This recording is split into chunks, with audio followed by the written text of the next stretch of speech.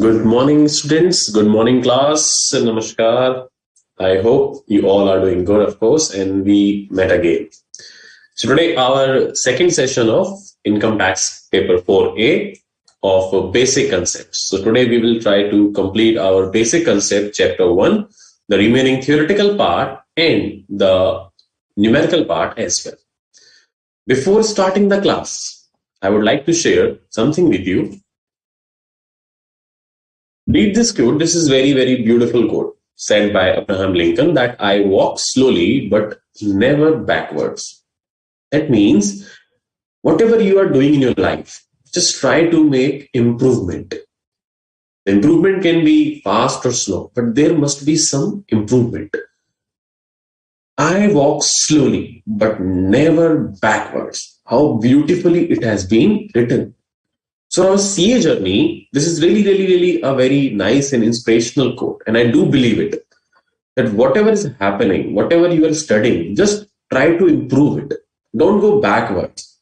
If you are studying for 5 hours in a week, 5 hours in a day, just try to make it 5 hours and 30 minutes. And gradually you can make it 6 hours, 7 hours, etc.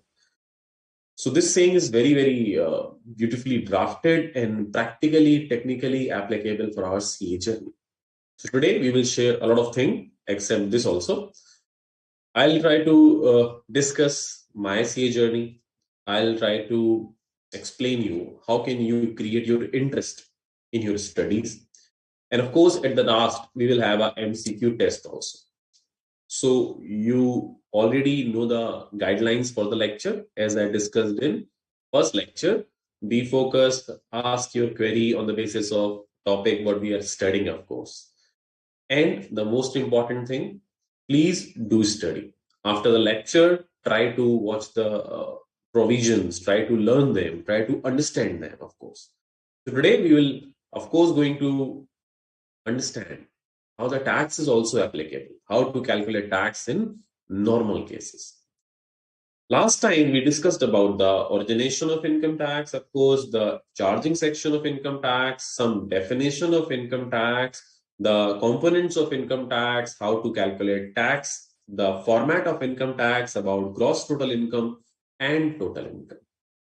So today, we will start from the definition of HUF. We were discussing the definition of HUF, and in that definition, we discussed till what is the meaning of Daya Bhaga and Mitakshara. And the difference between Daya Bhaga and Mitakshara, I have also explained you. So today we are moving further. The provision for females, I told you that the provisions for female under a JHF or HUF are very interesting. They are very interesting provision for females under Daya Bhaga, Mitakshara, or we can say under JHF or HUF. We will start from it. I have also told you earlier that you can ask your query anytime, but we will take all queries after 30 or 40 minutes of lecture. Again, let me remind you, if any of you want to ask your query in Hindi, then I'll answer that query in Hindi also. So all other queries will be answered in English only. Our lecture is in English only. And if any one of you want to ask the query and you want my answer in Hindi, I'll explain it to you in Hindi also. Okay. So after good morning, Vivek, good morning, Subho, good morning, Parth, good morning, Sandeep, good morning, Gajar, Pooja, sorry. Good morning, Vikas. Good morning, Man, Vinay. Good morning, Hariharan. If you are asking a query, it's a request from my side. Kindly write down your city also. So I will come to know that from where you are actually asking your question. That really make me feel very good if I'll come to know that from how many people from which city I am connected also. So if you are asking a query, you can do that, of course. That write down your city from where you are, of course. So let's start it, and I'll start from the provision that is for female under JHF or HUF. So what were the provision?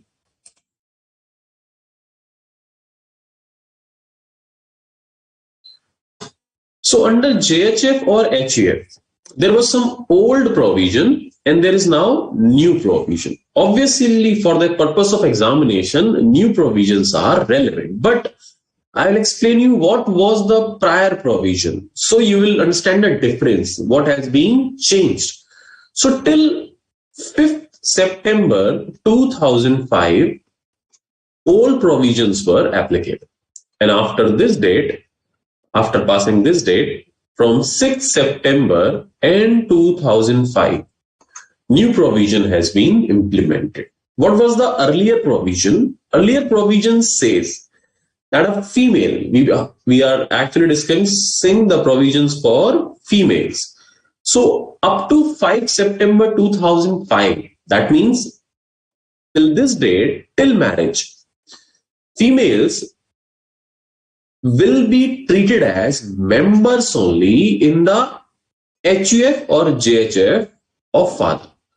All the females till this date, till marriage, considered as member only, understand? Member only in her father JHF or HUF.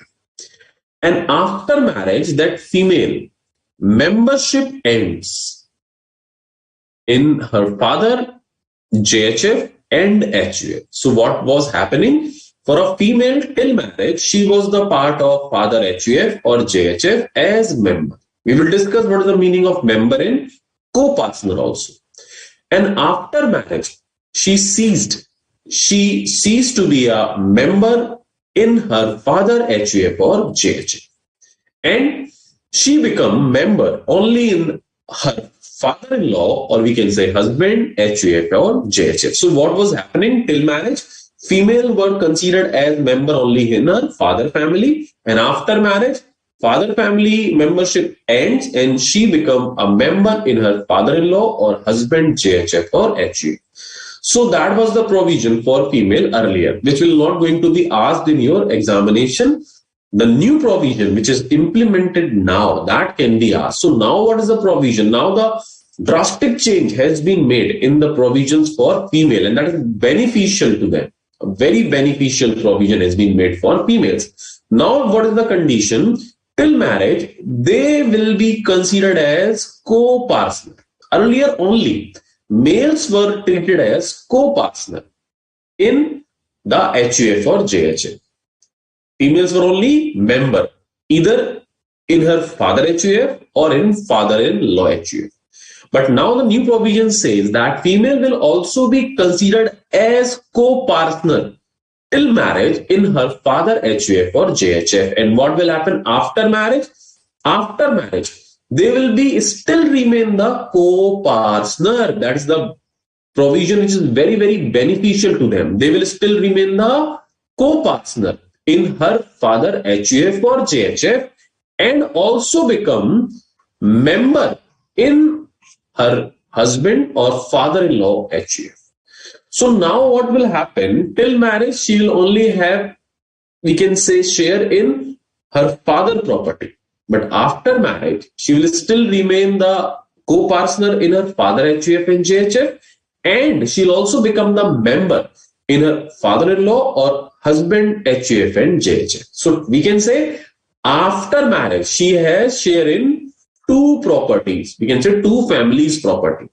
As a male, we do not have share in any other property except in our father. So as a male, you have only one coparcenership, and female after marriage has one coparcenership and one is membership. So technically, they have benefit in dual properties. Now, what is the difference between a coparcener and a member?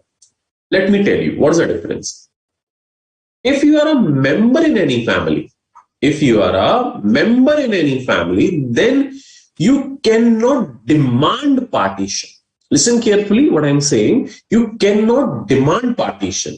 Like if female is a member in her father-in-law or her husband HUF, then she cannot demand partition. She has to wait. She has to wait for what? That's some coparcener. Now understand what is the meaning of coparcener. What is the difference between? The coparcener has a special right. The coparcener can demand partition. This is the difference between a member and a coparcener. Coparcener can demand partition in a property and can also receive it. When the partition will take, he or she can receive it. but the member has only a power of receiving it. They cannot demand partition. They has to wait that somebody else will ask for partition and then they will receive their portions separately. Like in her father-in-law property, a female cannot demand partition. She has to wait that somebody else, some co-partner will demand partition. Her husband can demand, etc. So if they will demand a partition, then female will receive her share separately. But she cannot go and ask, hey, I want partition in property.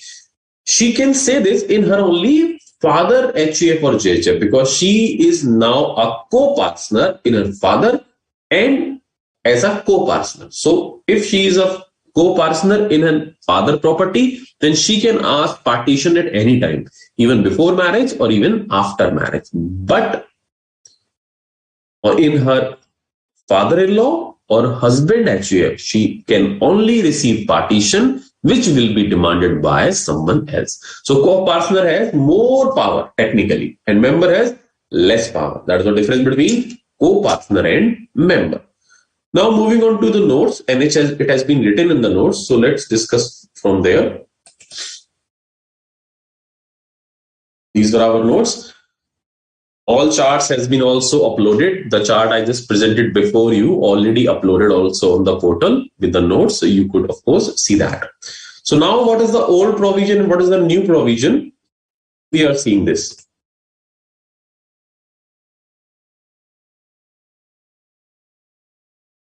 Okay. So that was the old provision. We just discussed female will remain a member till marriage, and after marriage she will remain a member in her husband or father-in-law HUF. This is the new provision from 6 September 2005. Now she will continue to be a co-partner in the HUF as well as the member. Position before 6905. This is also important because to create a HUF, a co-partner is required. At least one co-partner was required. So, two female cannot create a HUF before 6 September 2005 because they are only member. So, there should be at least two male member to create a HUF position before 6 September 2005 now. However, even if there be one male member and one female member, it can be a HUF. To create HUF under Dayabhaga, Mitakshara, at least one co-partner is essential. Now imagine this in your family. Sister is a co-partner, okay? But your mother is a member. And your grandmother also are only a member. They are not technically co-partner. So your mother and grandmother, they cannot create a HUF because they both are member. At least one co-partner is required now. So your sister and your mother, they can create a HUF of course, okay? Even two female can create HUF provided one of them must be co-partner. After the amendment of the Hindu Succession Act, the daughter not for spouse of a co-partner shall by birth. So now daughters are technically co-partner, but not spouse. Spouse means wife. They will remain member in our family. Of a co-partner shall by birth become a co-partner in her own right in the same manner as the son or daughter. So now daughter is equivalent to son also. So now they are technically co-partner. Hence now the daughter can also ask for partition. Why? Because they are co-partner. The elder male member will be treated as Karta in a Hindu family. So that will be called a Karta. He is technically the managing director. Technically we can say the leader of a family. So those in a Hindu family or a joint Hindu family, the elder male or female member, those are Karta only. Those are co-partner, can be called as Karta. Okay. This has also been written. We can read from over here. That line I have just skipped at the time because there were confusion what was the meaning of members or co-partners. So now we can read it of course. Under the HUF, all the male and female are members of such HUF, and the male and female both can be co-partner in such HUF or JHF. In other words, male and female co-partner, both member has interest in HUF and JHF and can demand or receive partition from the property.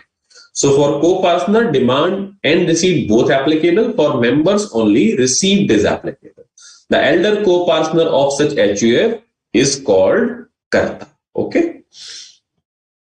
So HUF definition has been completed. Now there are some more definition we are going to discuss, and they're very easy. They are just read material, like very simple provision, and this is like this. AOP, that is association of person, association of two or more person who join for a common purpose with a view to earn income, with or without an agreement. In other words, if such person registered under the Partnership Act 1932, then it is called a firm. Otherwise, it is called as association of person. For example, co-heirs, co-donee. So what is association of person? Let me explain you. It's very simple. For example, there are 4 friends like A, B, C, D. They decided to start a consultancy agency, or we can say career counseling agency. Fine. They started a career counseling agency, so they will provide services to make other person realize that what careers he or she should choose. So that will be their services, and of course for those services they will charge fees. That will be their income. Now what happened? They did not register their organization. They did not register their organization, not as a partnership firm, not as a company. They decided verbally, let's start a business of career counseling. Whatever we will receive, we will distribute it equally or whatever share. But there is no registered agreement. So if there are 2 or more person starting an activity and it does not get registered anywhere, then those unregistered organization will be treated as association of person. So technically, in short, we can say any organization which is unregistered, having 2 or more person, those are doing any activity, and they did not get registered anywhere, they will be called a association of person. Next, body of individual and association of individuals who carry on some activity with the objective of earning some income. There must be a registered agreement for such purpose. Body of individual is a different concept. It says, for example, assume there is Mr. F and he has income 1 lakh rupees per month from a house. Rental income, fine. He received rent income of 1 lakh rupees per month from a house. Now F has 3 children, S1, son 1, son 2 and D1. They all are minor now. They all are minors right now. So F think, if he died, then what happened? So F made a will. We all know what is the meaning of will, of course. That should be a registered will. And F appointed A, B, C as caretaker of this property and this income. F appointed A, B, C as a caretaker of the property and the income, and written in the will that after when their children will become major, then this property and income will be transferred to the children. But till the majority, who will handle that income? That will be A, B and C. So if you are receiving an income, now ABC will receive 1 lakh rupees per month, but is it their income? No. So if you are receiving any income and you are not the owner, you are just the caretaker, you are just the caretaker of that income, then in such case, ABC will be treated as body of individual. Understand? Under AOP, they are unregistered, but they are the owner of income.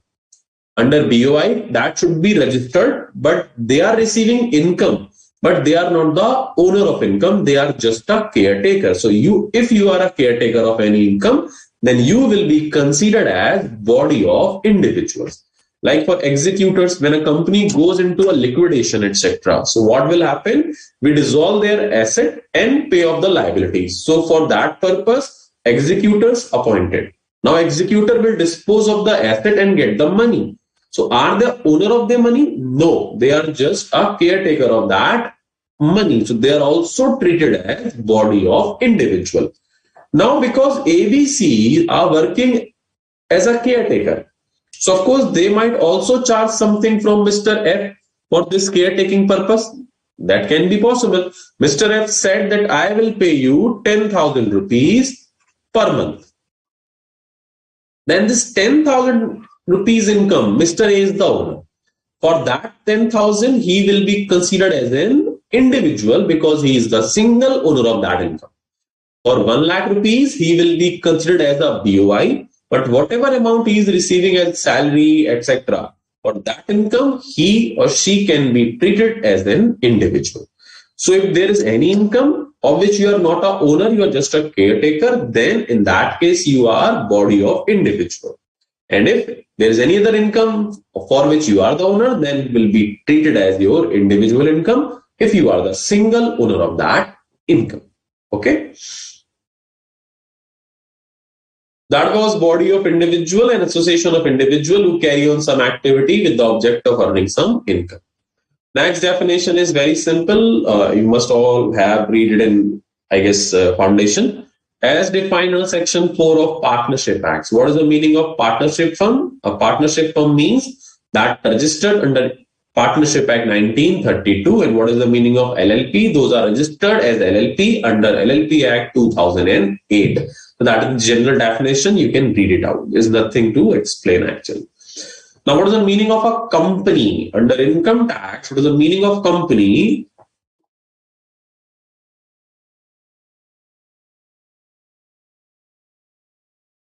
Income tax explain that company means those are Indian company, of course, those are registered in India. And it say any body corporate, those are registered outside India. Now this is very interesting. Any body corporate, those are registered outside India. Any body corporate, those are registered outside India. So if there is a company which is registered outside India, that will also be treated as a company in India. But now, what is the interesting part? Assume there is a partnership firm which is registered outside India. In examination, it has been written XYZ is a partnership firm which is registered in India. What we will treat it as a partnership firm. But in examination, it has been said that there is a partnership firm which is registered in USA under the Partnership Act of USA. So now what it will be treated in India as a partnership firm or anything else? The answer is that will be treated as a company. It's a very interesting question. That if there is a partnership firm which is registered in India, it will be treated as a partnership firm. But if there is a partnership firm or any other body corporate means any registered organization. Corporate body word means Indian company, but body corporate means any registered organization. So it says if there is any registered organization which is registered outside India, then for the purpose of income tax, that will be treated as a company in India. If there is a trust which is registered outside India, that will also be treated as a company. So all Indian companies will be a company, of course. All body corporate registered outside India, that will also be treated as a company, and any organization which is declared by CBDT as a company will also be treated as a company. CBDT, I told you, that is the god of income tax, that is Central Board of Direct Taxes. So if CBDT says there is a HUF, there is an individual, and CBDT say no, we will treat it as a company, then they have to be treated as a company only for the purpose of tax calculation. It does not mean if you are running a HUF and CBDT said that you will be a company, then you have to appoint director, issue share. No, only for tax collection purpose, the rate of tax and the collection process of the calculation process of calculation of tax will be applicable as applicable to a company. Okay. So any Indian company, any body corporate, of course, any body corporate incorporated into the law of foreign country, and any institution which is declared by CBDT to be a company. Local authority, government organization, those work in local level, city level, that is called local authority, of course. For example, panchayat, municipality, etc. So again, simple.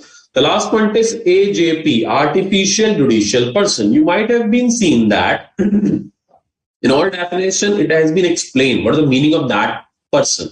What is the meaning of individual, HUF, AOP, BOI, partnership firm, company, local authority? And the point 7 says, artificial judicial person means all those persons, those are not covered in above 7 categories, will be treated as artificial judicial person. Even God, like in our country, like temple, etc. Temple, mosque, church, gurdwara, of course. So they are all working on behalf of God. Technically, they are God. And if we are going there and offering some amount of money, so technically it's the income of the God, not the priest, because we are paying it to the God. So technically, those income, those we are donating to the temple, mosque, church, etc., they are technically the income of that God in which we believe.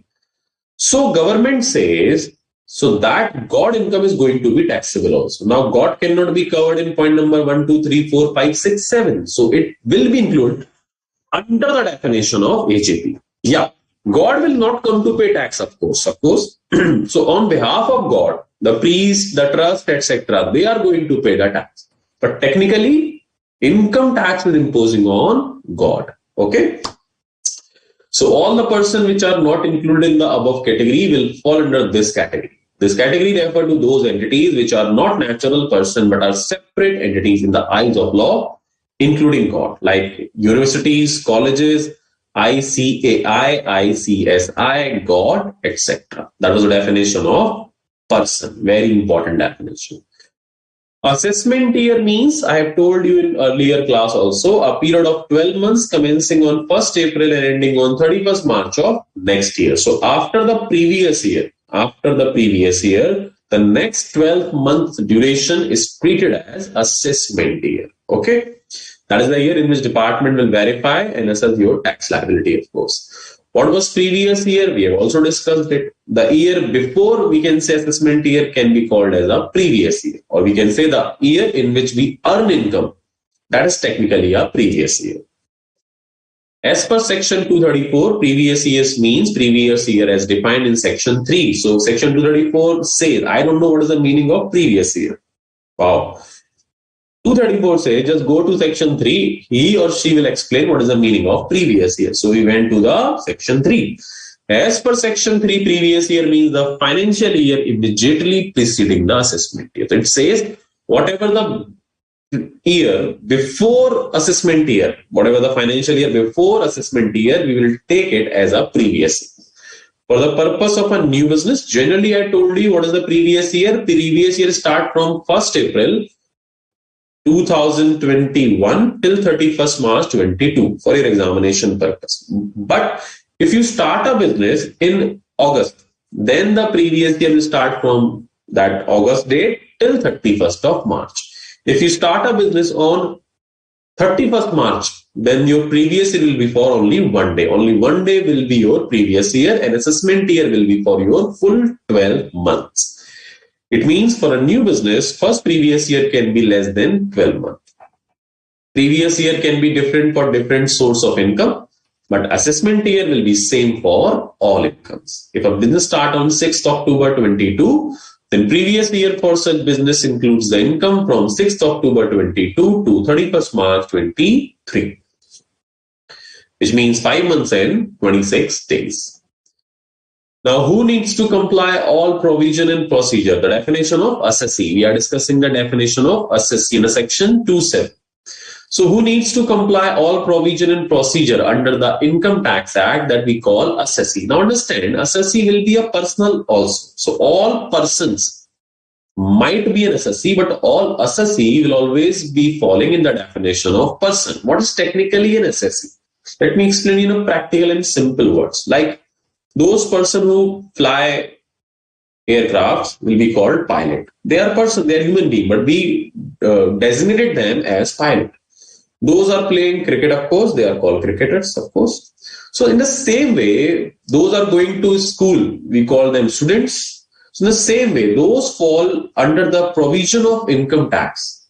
You call them assessee. So assessee might be an individual HU, of course. They will be out of those 8th category. But if you fall in the definition of assessee, then you have to comply the provision, the liabilities imposed upon you by Income Tax Act. So you have to pay tax, that's a different matter, but you have to comply the provisions also.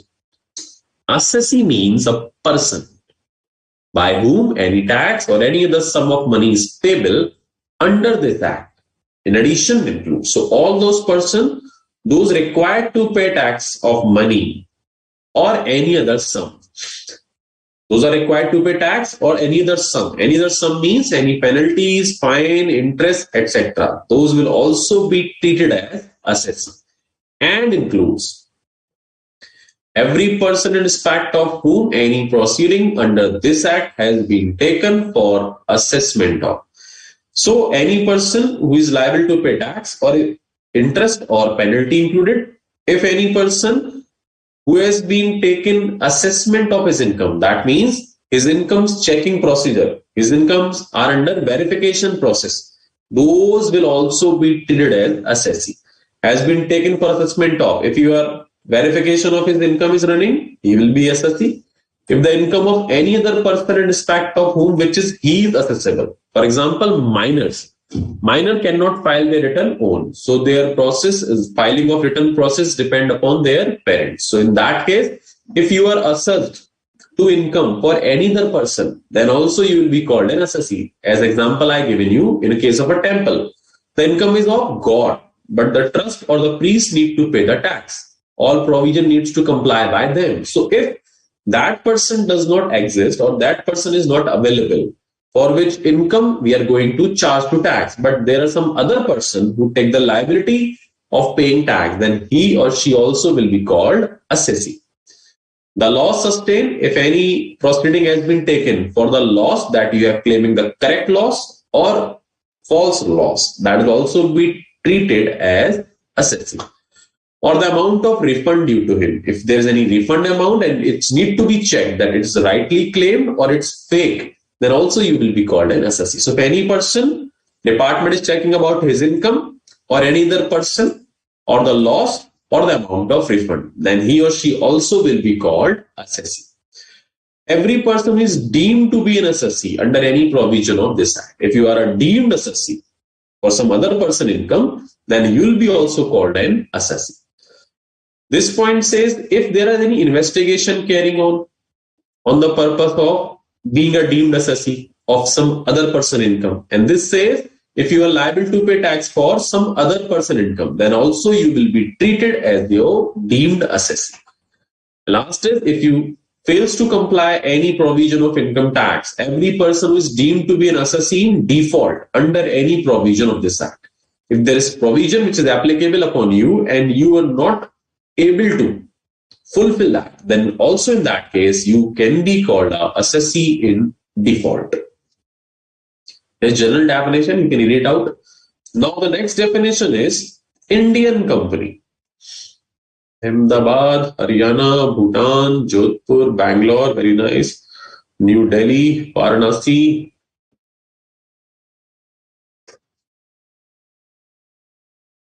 Okay, so query session. Let's take the query session, then we'll move on the definition of Indian company because a lot of query over here. So, good morning. From Bhutan is Tesh Wang. Okay. From Ahmedabad, Parth. Haryana, say Bandana. Okay, Jharkhand, of course, Rekha. Jodhpur, Rakesh. Bangalore, Binay. New Delhi, Vikas. Varanasi, Shashank. Okay, so queries from Sandeep Sandhu, and he's asking, I am from Delhi and my query is, sir, is it possible that in the Mitakshara law, the coparcener woman will ask for the partition without registration under HUF Act? Yes. The provision of partition is applicable upon both, whether you are a HUF or you are a JHF. So even if you are not a HUF and you are living in a joint family, then the joint Hindu family concept is applicable. Then partition can be demanded either you are a JHF or you are a HUF. Okay. Next, Parsha, sir, is the new provision for female and HUF applicable for HUF created formed after 5905. What is likely to retrospective impacting rights of women in existing HUF? Very good question, Parth. Very nice. It is applicable on all HUF. If there is some HUF in which partition yet to be made, whether it's HUF or JHF, in which partition has not been made till 5 September 2005, then it is applicable on each and every HUF. So if I can say that there is Mrs. A and in her father property, there is no partition has taken place yet. Okay, this is not partition taken yet. Then she can also ask for partition right now, even if that HUF or JHF has been formed prior to that judgment. Okay. Next is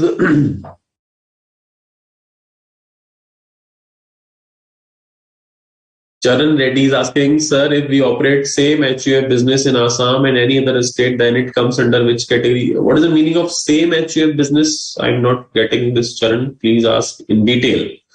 You might be thinking that if I have a head office in Delhi and I start a branch in Assam, then it will operate under Mitakshara, of course. Where it belongs, where the family belongs, that matter. Where is the business run, where is the office is, where is the factory, does not matter. Where the family belongs, on which HUF, then it matters. Okay, I guess this was your query. Yeah, charts available. Good morning, Razia, of course. Parth is saying, sir, please correct me if I am wrong. Member cannot become Karta in HUF. I am from, yes, member cannot become a Karta HUF, but there are some exceptions, some exceptional cases it can be done, like if all the coparcener are minor. Then their mother can be an HUF, but that's a special provision.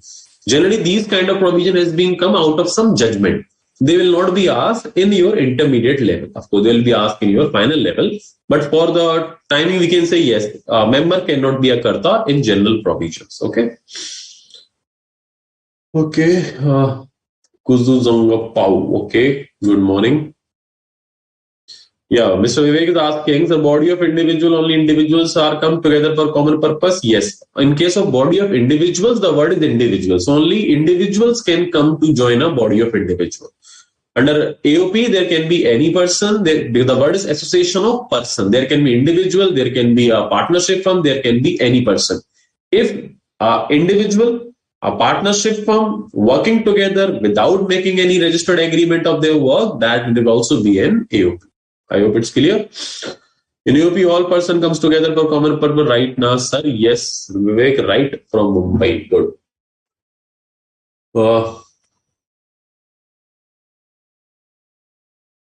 Chaitanya asking from Karnataka. Good morning, sir. In HUF, JHS from the family business are not registered for act. For them, how law will apply, sir? If person is not listed on HUF business, what do you do?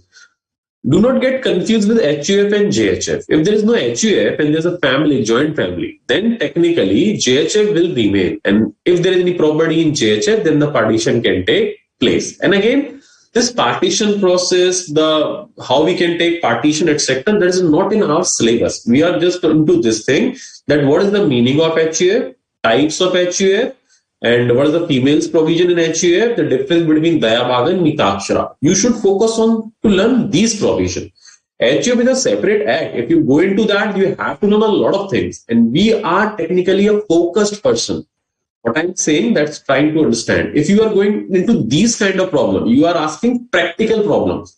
That is not a part of syllabus. And today we do not want to know the practical aspects of these things, because first we have to clear the examination. First we have to become a CA. If you ask these kind of queries, very difficult to answer, because that is not we are actually studying.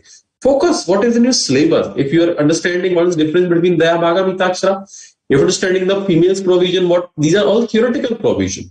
So if you are getting this, then read it and just move on to the other provision. That will be more important for you. Do not waste your energy and your time for the provision. Those are not relevant for your examination purpose. This is what we do.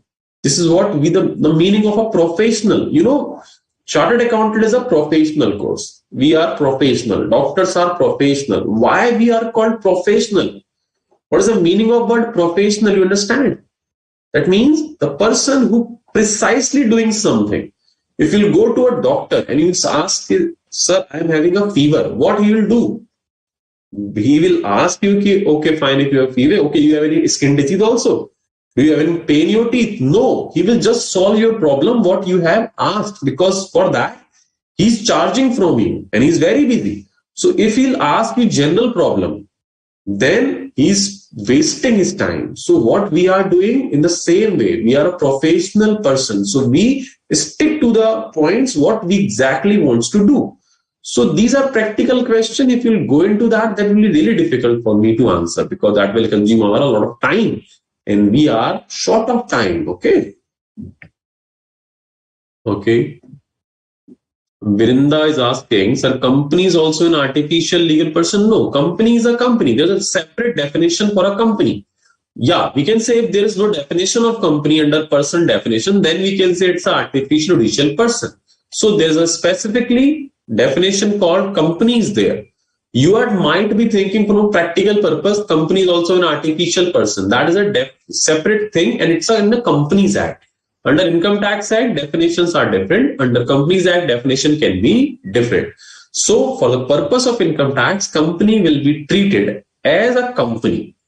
In practical, say we can say yes, company is an artificial person, partnership firm is an artificial person. They all are artificial person. They're not natural. But for the purpose of income tax, company will fall under the definition of company. Somebody is asking, Namrata Survey asking, sir, please repeat BOI. Madam, scroll down your YouTube and you can see I'll repeating it again and again and again and again. Okay, fine. It's so simple. Okay, Pooja is asking, sir, Ahmedabad say, sir, robot कैसे cover होगा? उसे मिली income पर tax लगेगा? Okay. You are asking in Hindi, so I am explaining you in Hindi. If there is a company, कोई company है जिसमें हम robot को बना देते हैं ओनर, जैसे किसी कंपनी में किसी ने डॉग को बना दिया, किसी ने किसी को बनाया, तो ऐसी कंपनी हो सकती है जहां किसी रोबोट को बोला गया कि ये हमारी कंपनी को रन करेगा. That is called artificial intelligence. So if ऐसा कोई केस हो जाए तो हमारी गवर्नमेंट पहले से तैयारी करके रखती है. अभी तक ऐसा नहीं है, पर जब एक्ट बनता है तो ये सोचकर कि अगर ऐसा हुआ तब हम क्या करेंगे. तो अगर ऐसा कोई है जहां कोई आर्टिफिशियल इंटेलिजेंस है, इन दैट केस हम उसे क्या मानेंगे? Artificial judicial person. आप देखिए, भगवान भी एक तरह का रोबोट ही है. भगवान भी एग्जिस्ट नहीं करते, नहीं है. ऐसे रोबोट कोई नेचुरल तो पर्सन है नहीं, ना कहीं दिखाई देगा. लेकिन एक आर्टिफिशियल इंटेलिजेंस के थ्रू हम चाहें तो उसे ओनर बना दें, लेकिन उसकी इनकम पर भी टैक्स लगेगा. गवर्नमेंट ने पहले ही प्रोविजन लगा दी. आर्टिफिशियल जुडिशियल पर्सन माना जाएगा और उसकी रेट ऑफ टैक्स क्या है वो अभी आगे हम इस चैप्टर में पढ़ेंगे. Okay. Trust and NGOs will be, of course, AJP because they might be registered. If they are not registered, then they will be treated as AOP. Mansi, okay? Jharkhand, Rekha Kumari is from Jharkhand, of course, and Bhutan, Bangalore. Okay. I am from Guntur. Okay. Grand Shilas Guntur. Hello. Okay. Explain. Deemed assessee. Deemed assessee means if you are paying tax not on your own income, on someone's other income, like body of individual. I told you, all person who falls in body of individual will be called deemed assessee because they are technically a caretaker. Then executor, etc. They will be called a body of individual. So all who will fall in the body of individual automatically called as a deemed assessee. Okay. Hariharan, Coimbatore, Tamil Nadu, can you explain assessee number 2 and 3 point? I explained just deemed assessee meaning. Third point, for example, income tax department sent to you a notice, then please come. We need to discuss something about your income. So they are not starting a proceeding against you. They just call you for some information, just a normal notice. But we did not go there. Then that means you violate the provision. You did not respect the department, so you will also be called assessee in default. And if you become an assessee in default, that will be covered in the definition of assessee. Then automatically you need to fulfill all the compliances of the income tax provision. I've just explained, Bambar, I just explained the meaning of assessee again. Okay. JHA West Bengal. I've explained it. West Bengal is like Dayavaga. political parties cover under which category? That will become, do not worry, of course. They are all technically artificial judicial persons. Can firm will be merged in HUF? No. Can a male be only member in HUF? No, male will always be co-parcener. But if there is an adopted child, if there is an HUF and in that HUF we adopted a child, a male child, then the adopted person will remain only be a member. They will not be a co-parcener. Okay.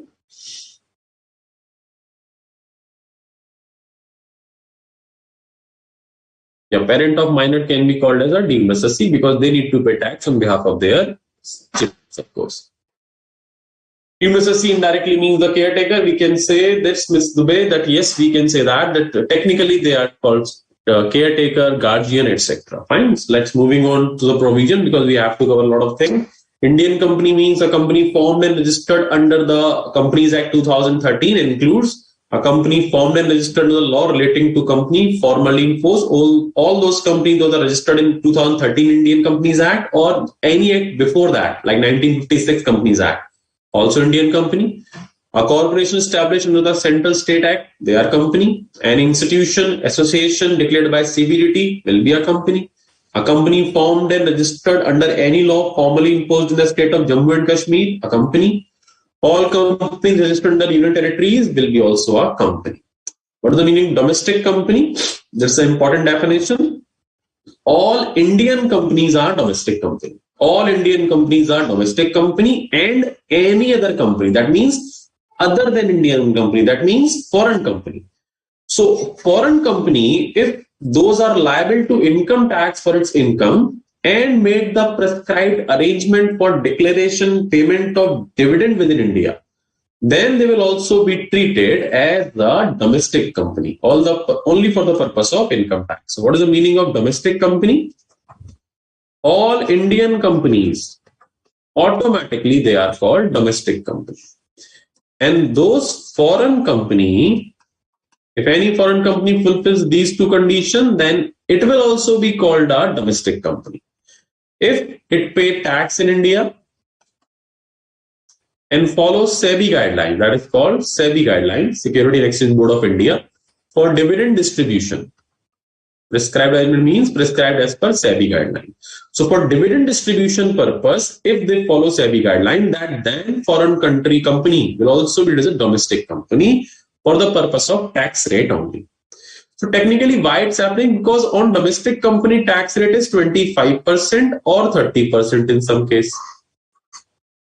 And if you are a pure foreign company, that means if you are a company registered outside India and does not fulfill these conditions, if you does not fulfill these conditions, you will be a foreign company and tax rate on foreign company will be 40% and 50%.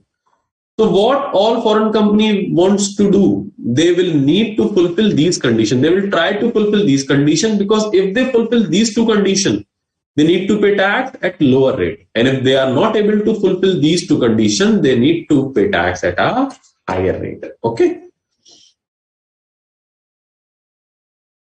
So domestic company, foreign company means those are not domestic company. Assessment means the verification, etc. The department will check, verify your declaration. That is called assessment. General definition, of course. Okay, now moving on to some special provision. We just discussed the definitions. Now moving on to some special provision. We need to complete it because we need to move on to numerical part also today. So I'll teach you little fast so you should understand what I'm trying to say. So now there's the provisions of black money. Now what is the concept of black money? Which money we call black money and which is white money? The income on which tax has been paid correctly, that is called technically white money. And the income on which tax has not been paid or has been paid incorrectly, that will be called black money. So there are some cases in which cases we treat that income or that money is black money. So we are studying previous year for unexplained cash, credit, investment, etc. Where cases where earning year and previous year is different. Generally what happened when we earn any income, like where previous year is 21, 22. For example, if Mr. A earned 10 lakh rupees in this year and disclose it to income tax department that I have earned 10 lakh rupees and I'll pay tax in next year, that is called 22, 23. Then the previous year of this 10 lakh will be called 21, 22. And what will be the earning year? Of course, earning year also is what this 10 lakh is 21-22. Simple. If you earn income in 21, 22 and you disclose it to department, then previous year and earning year will be same. And that will be your white money because you have paid tax on it, or you are ready to pay tax on this. You have disclosed to the income tax department. Now, what happened if like this? In previous year, 21, 22, Mr. B earned 20 lakh rupees. And he did not disclose it to department in assessment year 22-23. So he earned that income in 21, 22, but did not explain, did not disclose, did not pay tax on that income. And department for 22, 23, he said his income is nil. There is no income. Did not explain it to department. Now what happened? Department comes to know. Department finds out due to some information from bank statement, etc. In year 26-27, income tax find out that Mr. A has escaped this 20 lakh rupees tax. Now what will happen? Then income tax will charge tax in 26-27. But now what will happen? Earning year will be 21-22. And previous year will be 26-27. Because in case of black money, the year in which department find out that income, that will be called previous year. So in case of white money, always previous year and earning year will be same, because the year in which you earn that income, you disclose to department. So that previous year, earning year will same. In case of black money, always previous year and earning year will be different. There is no concept of assessment year in case of black money. Recovery procedure are different. There is nothing like department find out your income in this year, your black money, and they will say, okay, we will pay tax in next year. The assessment year concept is only for white money.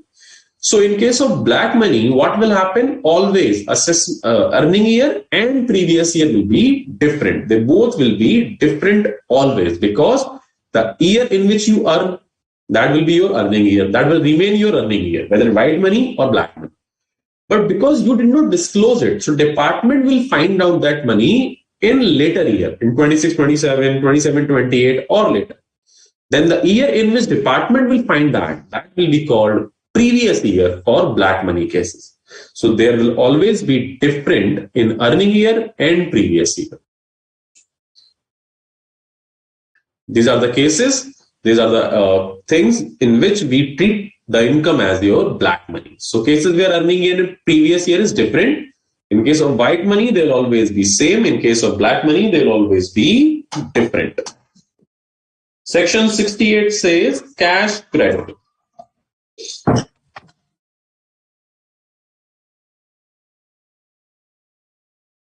It says where any sum is found credited in the books of an assessee. If you are maintaining books of account, there is some entry of deposit, like 5 lakh rupees deposit in your account.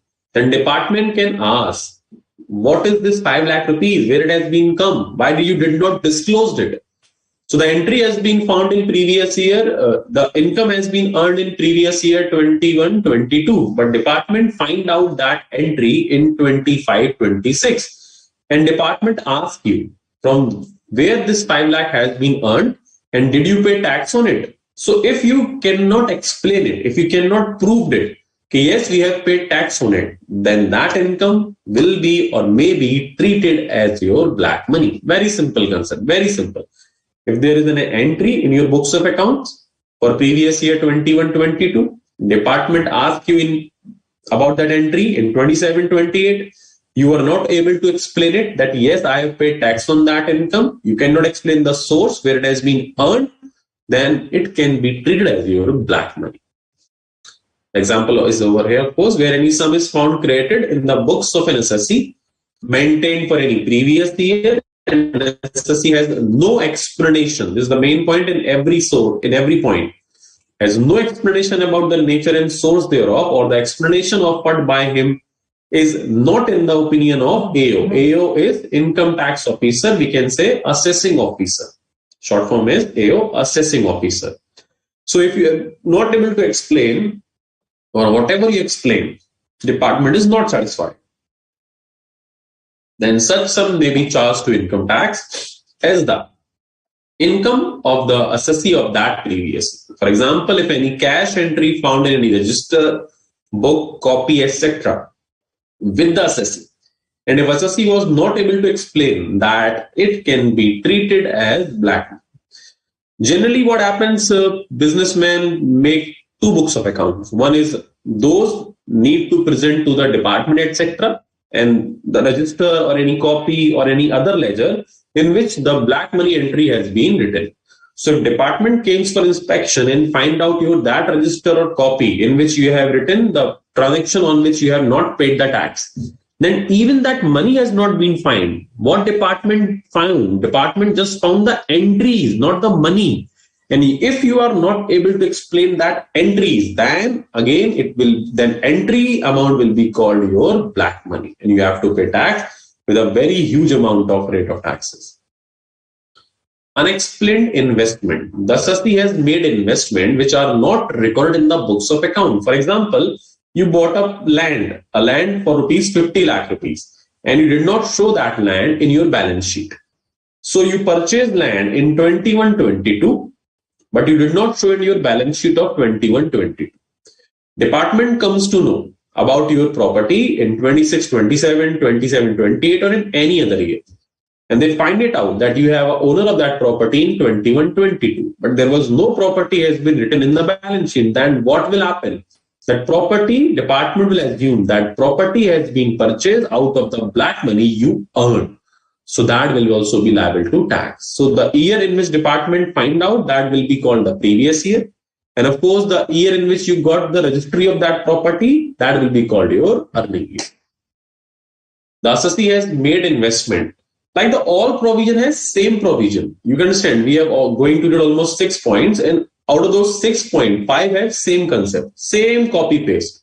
It's like if you find the entry, but you are not able to explain black money. If we find your investment, you are not able to explain black money. If we find the money at your home, money, but you are not able to explain how it came, from where it came actually, again black money.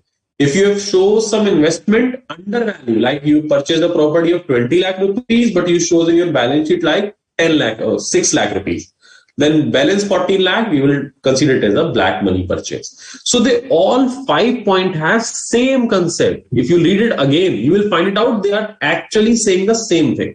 There's nothing new. Very, very simple provisions. The investment provision, now the unexplained money. Assessees found the owner of. I told you, if department find the entry, but not the money, again black money. Now the reverse case. This third point is the reverse case of point number 1. Now department found money at your home, but that has been not recorded in the books of account. Then what will happen? That will be a black money. As you just saw in the case of that Kannauj case, 195 crore rupees has been searched by the department, and assessee had no explanation. So what is happening? That income is treating as the black money, of course.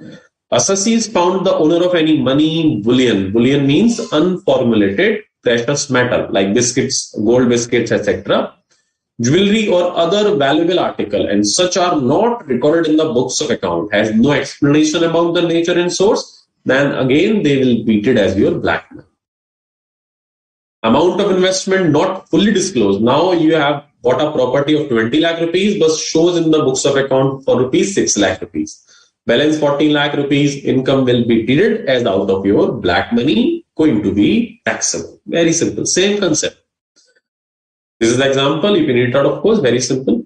Unexplained expenditure. Now it says if you are doing any expenditure, like you are buying a costly car, which does not match with your income, So that expenditure can also be treated as your black money. How it happens, let me tell you.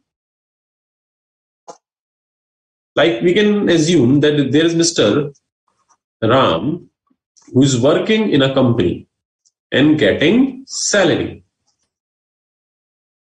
of every year 10 lakh rupees. He's working in this company from last 5 years. So he's saying to income tax department that I earn 10 lakh rupees every year. So in total 5 years, technically he has earned 50 lakh rupees. This information has been transferred to income tax department via Mr. Ram or his employer. Now department assume around 60% generally what happens is goes to drawing of personal expenditure. So after this 30 lakh, out of 50 lakh rupees, department assume 30 lakh has been consumed as expenditure. Balance 20 lakh, department comes to know that it is held as investment like in shares, FDR, etc. Some amount in bank account and some is cash in hand. Department knows this. Now technically, if Mr. Ram wants to do some expenditure, Mr. Ram wants to do some expenditure, then the white money is only 20 lakh rupees, which has been showed by Mr. Ram also in his bank account, etc. Now what happened? Mr. Ram needs to buy a car. He wants to buy a car. Oh, very bad drawings, very, very bad drawings. Okay, sorry. Assume it is a car. It looks like a truck. It looks like, I don't know what, but assume it is a car. Let me make it a proper car. Now it is a car. Fine. So he wants to buy a car and the car costing is 35 lakh.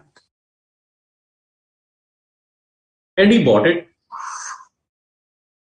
Now department will come to know when you will buy a car, the car dealer send to the income tax department the information. It's a practically it happens whenever you buy a car, the car dealer will send this information to income tax department that Mr. Ram bought a 35 lakh rupees car from my side. Now what will Mr. Income tax department will do? Income tax will match this with Mr. Ram capital. And it find out that Mr. Ram capital was only 20 lakh rupees, then how he done expenditure of 35 lakh rupees? Matlab, that means there are some mismatch with your income. Your expenses is not matching with your income. So department will send you a notice. Tell us how 15 lakh has been arranged. So if Mr. Ram was able to explain that I took a loan or I have that money from gift from someone else, then it will be fine. But if he was not able to explain, because might be he is having this 15 lakh rupees as a black money, which he might be earned from somewhere else. And he forgot at the time of purchasing a car that department also only knows about the 20 lakh rupees. So if you are doing any expenditure, which is excess of your income, then that is risky. Department can find it out and ask about that. And if you are not able to explain, that will be your black money. Okay. So when assessee incur any expenditure and he offers no explanation about the source, etc., then such expenditure can be treated as your black money. Next, amount borrowed or repaid on hundi. Hundi is a kind of a negotiable instrument, and people can transfer money on the basis of that hundi. It's like a BR, etc. So what happened? It's working like this. If there is a market, in this market, Mr. A is a credit worthiness. He is the reliable person, a rich person of that market. Fine. So what happened if Mr. B needs some money for some time? So he can go to Mr. A. Mr. A write a promissory note kind of hundi and say, okay, pay Mr.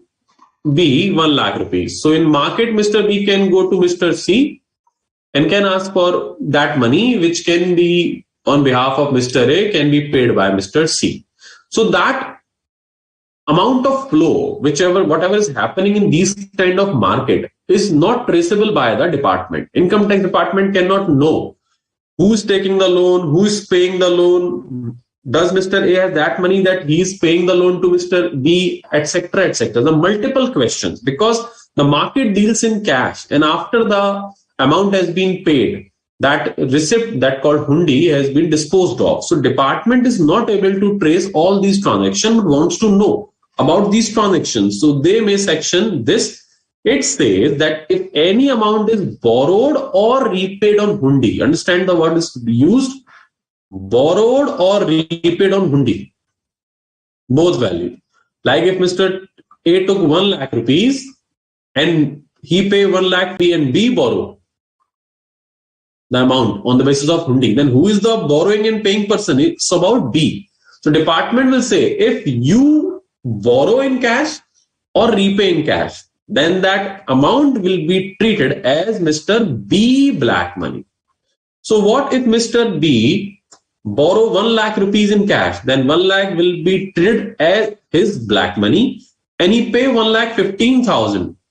Then only 15,000 will be treated as the black money for Mr. B. Not 1,15,000 because 1 lakh already been treated as your black money.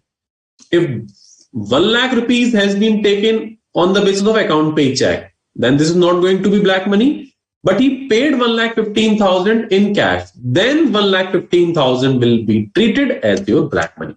The concept is this: once any income treated as black money, it cannot be taxed again as a black money. So if you took the loan in cash, then it became a black money. And if you repaid in cash, then the interest amount only will be treated as your black money only, not the whole amount. So this is important. Like out of these 6, 5 are same. 5 provision like unexplained, money, unexplained, etc. investment, they are same concept. And the 6th is different, where any amount borrowed or hundi or any amount due thereon has been repaid other than an account pay check drawn on a bank. The amount so borrowed or repaid will be treated as the deemed income of the person. Deemed the person borrowing or repaying. So the same person about which we are talking, the person who's borrow, he is the one who is going to repay. So Mr. B, we are talking about Mr. B. Such amount in the previous year of borrowing or repaying as the case may be. But if any amount has been deemed as income on borrowing, like 1 lakh has been taxed as black money at the time of borrowing, then when you will pay of that 1,15,000, then only balance amount will be treated as your black money. Okay. If there is a black money, the tax rate is we can say the effective tax rate is 78%. It's a huge amount of tax you need to pay if you covered under these black money category. The tax rate is 60%. Plus we need to pay surcharge 25%. 25 is called surcharge. Surcharge is on tax rate. So it's not 60 plus 25, 85. No, it's 60% plus 25% of 60. So 15% that will be. 25% 60 will be 15. So 60 plus 15, that is 75%. And 4% cess, that is upon 75%. That will become 3%. So effective rate will be 78%. Just a second.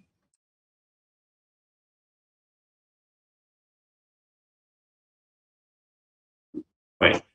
So how the 78% came? 60% is tax rate. Okay. Now 25% of 60%. So that will come 15%. Clear? Now 60 plus 70. Now 4% is cess, which is 60 plus 15%, like 75%. So that will be 3%. So 3 rates will be there. One is tax rate, surcharge will be 15, and cess will be 3%. So in aggregate, you have to pay tax at the rate of 78%. This is only tax.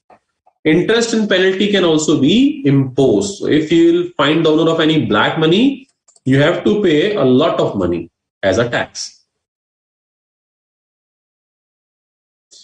Unexplained cash credit, etc., etc.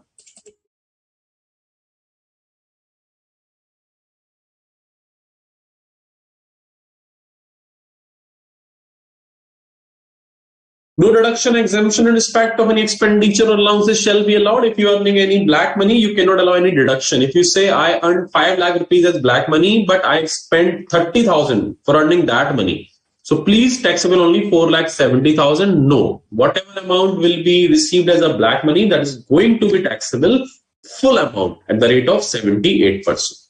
Such income will be liable to tax and tax will be recovered as prescribed. There is no concept of assessment here in this case, so tax recovery will be as per specific provisions. The next concept is cases in which income of previous year is assessed in the same year. There is exception of the rule that income of previous year always taxed in assessment year. In some cases, we have just read it out that income of previous year will be taxed in assessment year. Clear? In case of black money, there is no concept of assessment year. Now, there are some exception of that rule. First one, which says, it always previous year income is taxed in assessment year. But in case of white money, there are some cases. In case of white money, there are some cases in which previous year income need to tax in the same year.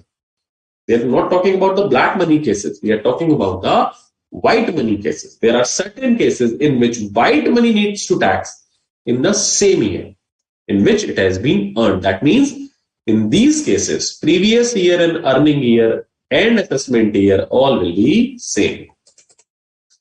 You might be thinking, what is this? Why it's happening? So it's very practical thing. It's very simple. You will understand the whole concept with this only. Like if there is Mr. A who was working in India and getting 50 lakh rupees salary every year.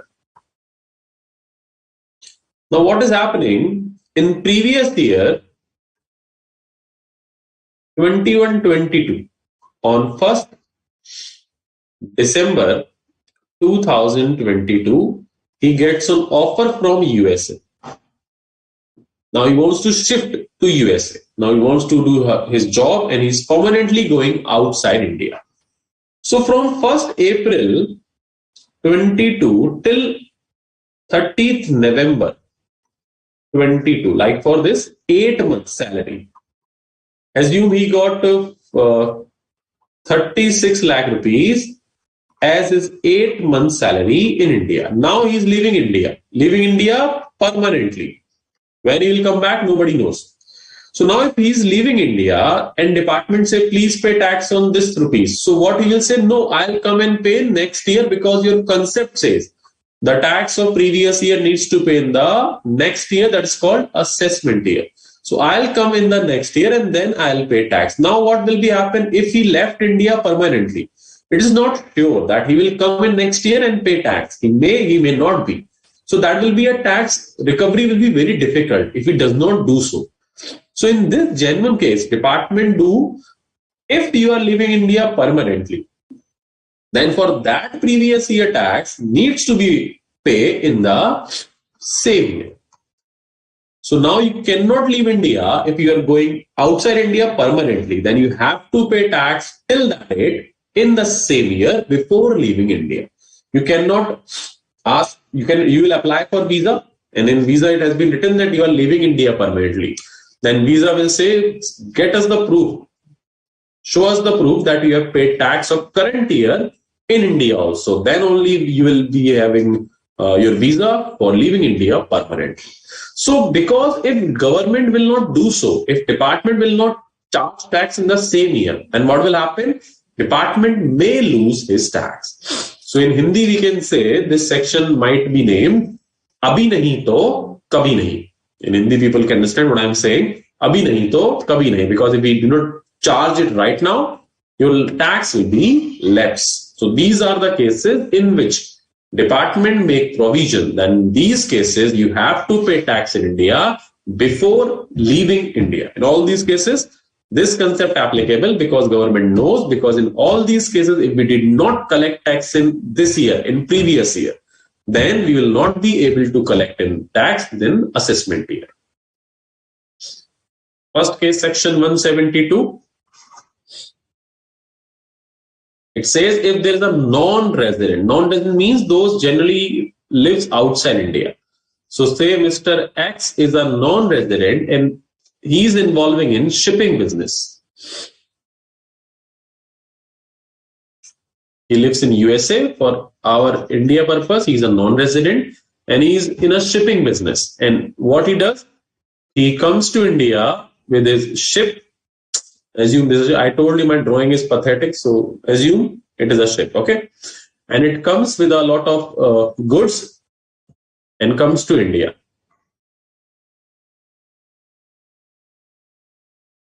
Sorry, it's not that good, but assume it. Of course, I told you my drawing is not up to the mark.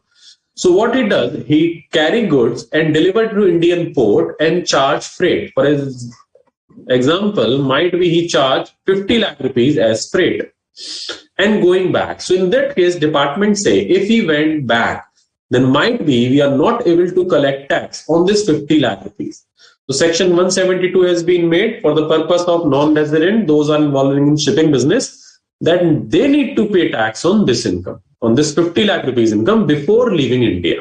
So for that purpose, department makes a fixed rate, 7.5% income tax rate. Whatever you will earn in India as a freight, whatever you will earn, you will take 7.5% of it as your income, not as a tax. That will be as your income. So 7.5% of 50 lakh will be treated as your income. And on that income, you need to pay tax in India before leaving. So you have to pay tax in previous year only. So if you want to leave India, you want to take your ship back, then you have to pay tax on India before leaving. Then only you will be allowed to leave India. So that was the concept. We have the provision, detailed provision, of course. So you should read note number point number 1, section 172. It has been written over, of course. Second example, what I've explained it to you with example that Mr. A is leaving India. That is same example when it appears to the AO that any individual may leave India during the previous year and has no intention to came back into India. If you're going for a visit, for a tour purpose, for someone's marriage, etc., then this is not applicable. This is applicable only if you are leaving India permanently. Okay, then the tax need to be paid before leaving India. In the first point, you should remember this percentage. It is very important for your examination. Fixed percentage, whatever you will earn in over here, 7.5% will be treated as your income. Example of point number 2, of course, it has been written. You can read it out. It's very simple. Now, if any business or any event has been organized in India for a particular event, like if some foreign artist comes to India for performance and get the amount, and then he or she is going back, then department say pay tax, then they say we will pay next year. So again, there's a risk that might be department will be able to recover it or not. So if there is any assessment of AOP, we know what is the meaning of AOP, BOI, AJP, formed for a particular event. If AOP, BOI, etc. formed for a particular event, and after that event it will be dissolved, then before leaving India, before that dissolution, government say you have to pay tax in the same year. Like Justin Bieber came to India in 2017. So in that case, he has to pay tax on his income which he has earned in India before leaving India. So like if there's any event which has been held for a particular purpose and after that it will be dissolved, then in that case, they need to pay tax in the same year. If it appears to know the AO that any AOP, BOI, AJP is formed a particular purpose and will dissolve in the year of formation, then their income will charge in the same year in which it is formed. Concepts are same in all 5 cases. Department knows that if we are not able to charge tax in the same year, then we might be not able to charge tax in next years. Same point number 4, assessment of person trying to transfer his asset with a view to avoid tax. If there's any person who wants to transfer, who wants to sell all his asset, etc., and want to escape in India, he wants to hide in India somewhere, like if Mr. A has property, land, jewelry, etc., and he wants to sell it, and he does not want to pay tax, because if he sell his property, land, building, jewelry, then we need to pay tax, capital gain tax. But if Mr. A wants to escape from that tax, then what he can do? He can sell his all property and can hide anywhere in India. And it's a very vast country. If you belongs to UP, you can sell over a property and you went to the Chennai or any place. So it is not that easy for department to even find it out. If you go out of India, it's very difficult. But even if in India, If you sell all your property, close your whole bank account, sold all your asset and just escaped, just hide in India somewhere, then it's not that easy for department to find it out that where are you. So in that case, if department feels that there is someone who sell all his property without any genuine reason, then he might wants to escape the tax liability. So department might charge tax in the same year in which he is selling those properties. If it appears to the AO that any person is likely to charge, sell, transfer his asset to avoid tax on his total income, then the total income of such individual of previous year shall be chargeable to tax in the same previous year. If this discontinued business, it is applicable in all businesses where any business profession discontinued in any previous year. The income from the start of the previous year up to the date of such discontinuance may be assessed to tax in the same year. So if you are closing any business, any normal business, then in the year in which that business closed, you need to pay tax on that business, that income in only that previous year. I am teaching these provisions. These are general provision and I am teaching little fast because I want to focus on the numerical part, because that need some time of our, and these theoretical provision you can read and you can understand. They are not that difficult. They are very simple concept. Now, concept of income. What is the meaning of income? Income word covers receipt in the shape of money or money's worth. Income may be monetary, non-monetary, etc., which arrives with certain regularity or expected regularity from a definite source. So if you are getting any income which is in monetary form, non-monetary form, the three words are very important. Money or money's worth, certain regularity or expected regularity. You should know from where you are getting that income, or you might get income, and a definite source. Then that is called your income. That is called your technically revenue receipt. That is technically called your revenue income. So if any income is fulfilling these three conditions, monetary, non-monetary, there is certain regularity or expected regularity. Like for a person who is doing a job, so regularity of getting income is monthly salary. If I am in a practice, so my regularity income is getting fees from my clients and from a definite source. I know from where I'll get the money from my clients. I know from where I'll get the money as a salary from my employer. So if these three conditions are fulfilled, then that income is called revenue income and that is going to be taxable. But it does not mean that if there is unexpected, if the source is not definite, then that income will not be treated as income. No, that is also income. That is called capital income, capital receipt. Under income tax, even any receipt which arises not from any definite source and not regular is treated under the definition of income as capital receipt.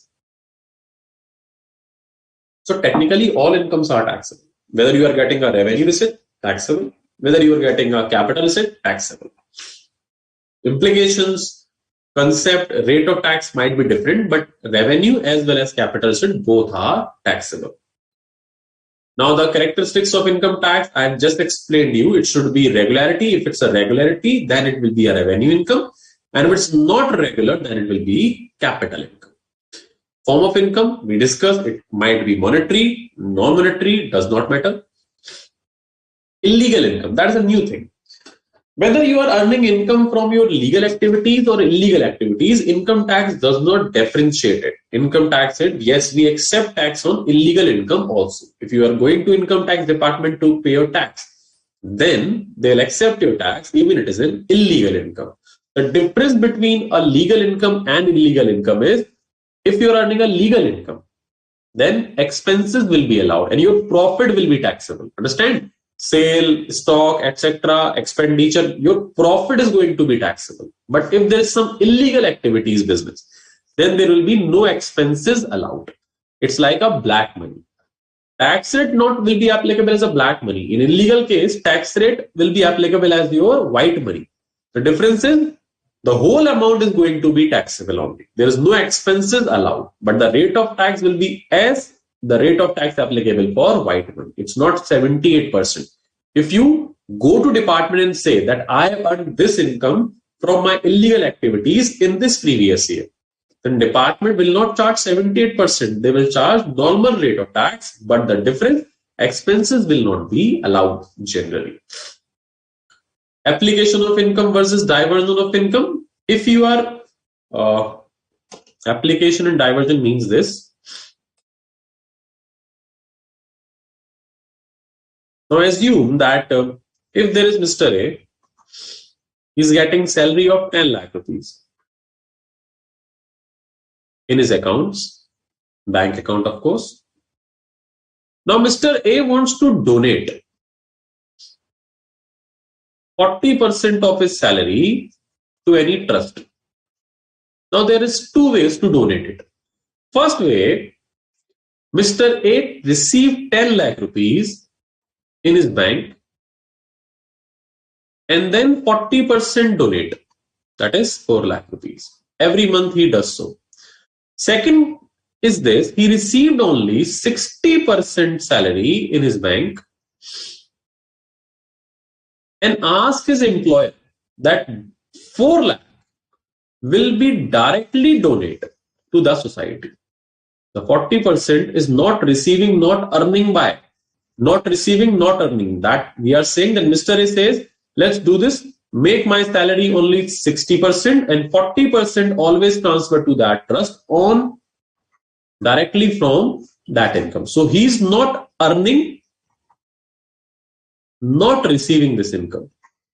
So that is called diversion of income. Diversion means which is not coming to you, which is diverted from coming into your way. So that is called diversion of income. And if you received or earned something, earn or receive something and then transfer, that's called application of income. Apply. So thing says, if you are not receiving or earning any income and directly transfer to someone else, that's called diversion of income. And if you're receiving or earn and then transfer, that will be called application of income. So what is the implication is this? If the income is application of income, in this case, Mr. A needs to pay tax on total 10 lakh rupees. Department said does not matter. Once you earn income or once you received income, then the whole income will be treated as your income and you need to pay tax. But in case of diversion of income, only 6 lakh will be liable to tax to Mr. A. That 4 lakh will not be treated as his income. That 4 lakh will be the income of that trust who is receiving it. So in case of diversion of income or application, so which is beneficial to Mr. A? If he apply application of income, then even after 4 lakh, he will have 6 lakh, but he have to pay tax on 10 lakh. But in this case, he'll escape the liability of 4 lakh. So that will be beneficial. If you want to transfer your income, the option is diversion of income is better because that is exempted from tax. Application diversion, you should read it. Contingent income, those income is not accrualized yet. That's called contingent income and you will not liable to pay tax. Gifts are, some gifts are taxable, some gifts are exempted. We will read this in detail when we will discuss income from other source. Pin money means when any wife receive income from her husband for personal expenditure, that income will not be treated as wife income. That is exempted. That will not be treated as income. Revenue capital receipt, I have discussed you. There is an example where capital receipts are going to taxable. In capital gain chapter, there are capital receipt. Salary chapter also there are capital receipt. Business chapter also there are some capital receipt. And other source also have some capital receipt. Those will discussed in detail when you will read these chapter. Net receipt versus gross receipt. Income is taxable on net receipt, not the gross receipt. Whatever you are earning after deducting expenditure, the remaining amount is going to be taxable. Like what? Net profit is going to be taxable. But in case of illegal business, the sale, the gross receipt is going to be taxable. Now the definition of income, it's very simple. We can say it's just for reading purpose because there are a lot of points. Those are defining the definition of income and they all are covered in respective heads like profit and gains. What is the meaning? That means in PGBP head you will discuss. Dividend you will discuss in other source. So we are not going to explain it over here because you did not read those chapters yet. And if we will discuss these things over here, that will be really confusing for you. So once you will start reading those chapters, you understand the meaning of profit, dividend, voluntarily contribution. These are covered in trust provision. I have written in end of every income in which chapter you will get this income. Like the perquisite, you will find in salary topic. Again, this is in salary topic. So in all these topic I have written, then in which topic you will get these incomes provisions in details. So we cannot discuss it over here because that's very difficult to understand these topics over here. It will take almost 1.5 hours to explain you these points over here. And even then, you will not be able to properly understand because they are related with the future chapters. Fine. So these are 23 points, of course, about the incomes definitions, what we can discuss when you will read these chapters. So this was chapter 1, theoretical concepts. Thank you. We are not going anywhere. Okay, we are not stay. We are not going anywhere. These were concept, and after that concept, after the break, we will come to our numerical part. So I'll resume after a break of 5 minutes. So go have your tea, coffee, etc., and let's get back. Mr. Ram, we are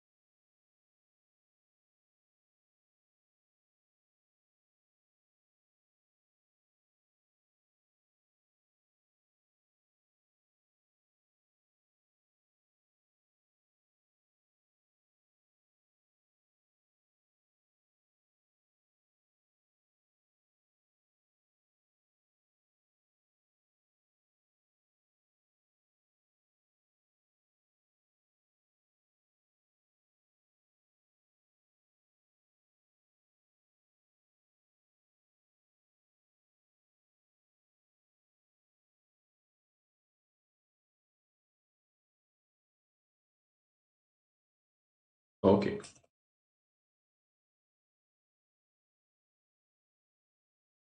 Welcome back after a short break. I hope you must have all your things. So now we will discuss about the provision regarding numerical topic of this chapter. It's very, very important that how to calculate tax, etc. So because today is a huge topic we have to cover, so I was not able to talk with you a lot of things except your the topic we are discussing. So our two next session. In that two next session, the topic is not that huge. So definitely we'll be able to discuss about my journey, about the CA studies, how you can create interest in study, etc. So we will have enough time in those sessions because the topic is not that huge. So today I just wanted that we should stuck to our plan. We should actually do the numerical part, complete this topic, and then we can move on to our MCQs also. Before that, let me take your queries, then we will move on to our numerical part. Okay. Let me take your query.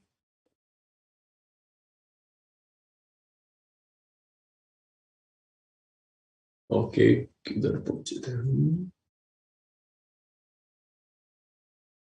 Okay, from Miss Khushi Jogi asking, sir, can a male be only member in any HUF? I guess I have answered this, of course, yes. Can a male be only member? I've told you that in case of adopted child, it can be possible that male is in only a member. Otherwise, the male generally will be a co-partner in every family. From the Assessee, I've answered, of course. Okay, from Maharashtra, Srishti, of course. Good morning, sir. I'm from Goa. Taruna is Goa. Hello. Hi, Goa. How are you, Goa? Fine. Goa. Wow. Okay. So, Ankit Gupta is from Dhanbad. Hello, Ankit. From Ankit. Okay. Dear Mr. C, take care. Yes, I have answered this. Okay, I have answered this. Vrinda Agarwal is asking, sir, foreign companies do not fulfilling condition of paying tax in India, then 40-50% rate is applicable. Then to whom they are going to pay that rate? To whom? I don't know what you are asking, but might be you are asking why they are going to pay that rate. If they are not able to fulfill the condition of dividend distribution, etc., then they have to do that, of course. Fine. Next step. Like foreign companies in not in our syllabus, so do not worry. They are not asked for the calculation of tax, etc. That's for your final level. So relax. Foreign company provisions and domestic company tax calculation provisions are not important for our intermediate level. So in case of foreign company tax payable in both foreign as well as in India, there's a concept of double taxation avoidance agreement in your final level. You understand what happened when they are liable to pay tax in both countries, whether it's a company or individual, etc. So relax, it will come. Don't worry. Manoj Das is asking how income tax department will found unexplained investment unless it is recorded. Because when you buy a property, there's a thing called registry. And registry information went to the income tax department. When you buy shares, etc., information went to department. When you buy a car, etc., information went to department. So there are a lot of transaction. Whenever you do that, you even do not know that income tax is watching you. Okay, so by that mode, department can come to know that you made some investment which has not been shown in your income tax details. So department can find it out. Dubey Sunil asking, can you please explain the example of hundis again? No, you can scroll back the video and you can see how many times you want. So there is no that issue. I'm not going to explain it again, of course. Okay, next is asking.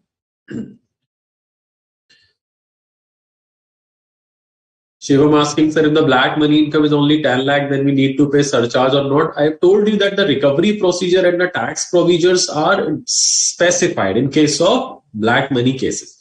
There is no general provision depending upon the case to case basis. Tax rate is, we know what it is, technically 78%, of course.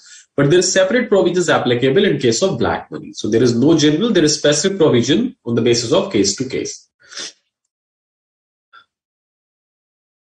Kanish Kashyap asking, Lucknow on the money identified as black money tax will be charged at which rate, which was there at the time of earning year? Specific rates will be charged. I told you there is fixed rate 78%. And this Finance Act has been increasing it to 100% also. But for your examination, it is 78%, including surcharge and cess. So you can read it 78% effective rate. Kushi Singh asking, Sir, please explain section 172 Hindi. Okay. Section 172 से ये कहता है खुशी that अगर कोई non resident है जो shipping business करता है, जिसका काम होता है शिप से माल को इंडिया लेकर आना या लेकर जाना, और वो बाहर से अपनी शिप के थ्रू माल को इंडिया में आकर अनलोड करता है और उसके बदले में उसे फ्रेट की इनकम मिलती है, एज्यूम 50 लाख रुपीस। तो गवर्नमेंट कहती है इस 50 लाख रुपए पे पहले आप टैक्स देके जाइए इंडिया में, तभी आपको इंडिया के बाहर जाने दिया जाएगा। उसके लिए नॉर्म्स बनाए कि जो भी फ्रेट आप अर्न करेंगे उसका 7.5% हम क्या मान लेंगे, आपका नेट प्रॉफिट, आपकी इनकम, और उस पर जो टैक्स रेट मैं आपको भी पढ़ाने वाला हूं अगले 5 मिनट बाद, उस रेट के हिसाब से आपका जो टैक्स बनता है या तो वो टैक्स देकर जाइए या इंडिया में कोई आपकी गारंटी ले कि इनको जाने दो, इनका टैक्स मैं दूंगा, तभी आपको इंडिया छोड़ के जाने की परमिशन मिलेगी। तो इस केस में आपको उसी साल का टैक्स उसी साल देना पड़ेगा। Okay Okay, Sandeep is asking 7.5% rate of tax is applicable for all points. No, it is only applicable for shipping business case, section 172. For all other cases, normal income or actual income will be assessed. Madhuri asking 7.5% of any earning including salary considered. No, I just explained you. This is only for section 172. Okay, clear? Rakesh Vyas is asking if someone is getting a house as income and he has no money, he has to sell the house and pay tax. If someone is getting a house as income and he has no money, yeah, if you are receiving a house as a gift and if tax liability arises, then you have to pay tax via any means. Whether you need to sell it, you take a loan and then pay tax, whatever. Government need tax, you have to pay by whatever means you want. Section 175. Discontinue business says, just a second. I have also made diagram for all these provisions also. So if you want, there are short provisions like section 172, 174, 174A, 175, 176. I have made the diagram and chart also for that, for these provisions also, and for black money, white money provision, section 68, 69 also. So you can refer that also.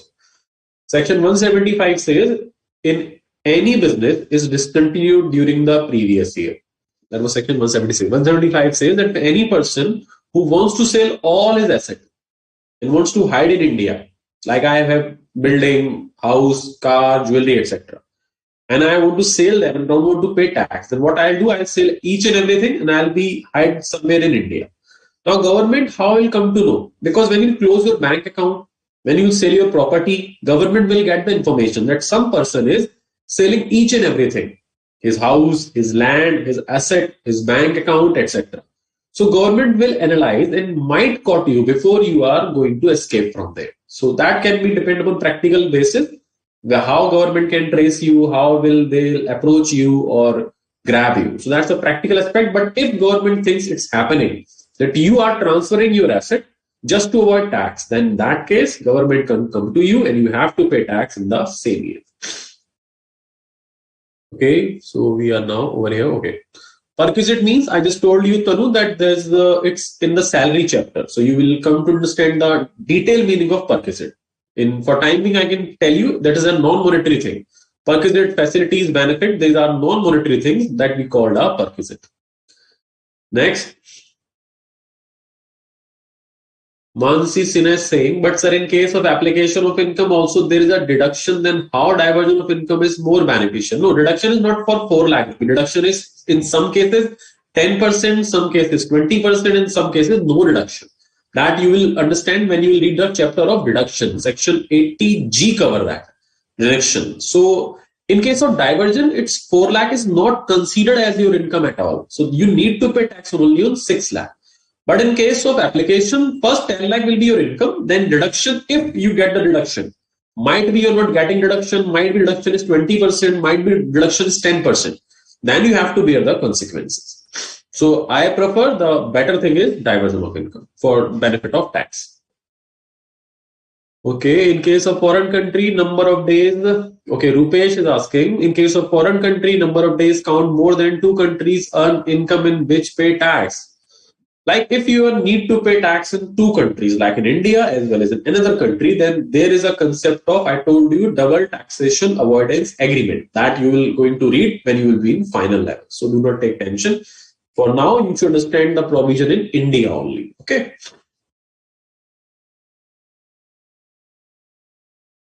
There is no network problem from my side, Sushi, because the technical team is working very good and they inform me that there's no video lagging. It might be your network issue. You can do this after the lecture. You can go to YouTube. You can again watch it. You can download it, and then it's completely downloaded. Then you can watch it again. Okay, I'll take the break. If non-resident earn income in India, pay tax in previous year. Rajni, the provision for non-resident, if they are earning income in India, will be covered in chapter number 2, what we will discuss on 22nd of. We'll start that topic from 22nd of February. So just patience. I'll tell you, don't worry. Good morning, Miss Siri saying good morning at this late. Very bad.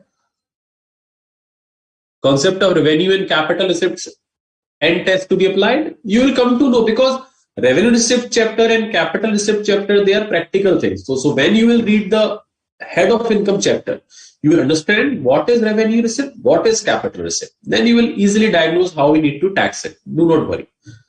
For now, just understand if it is a definite source, regularity, it's a revenue. It's not so, it's capital. That's it.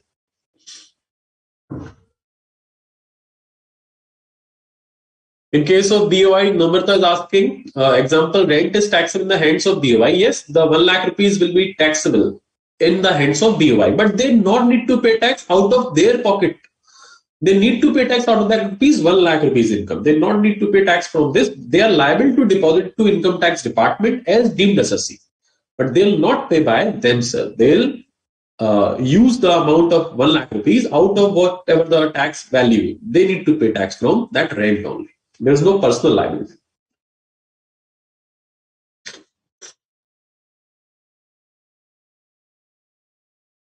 Notes are all available on the portal. You can go and download it. Charts are also uploaded. The single sheet of PDF I have uploaded.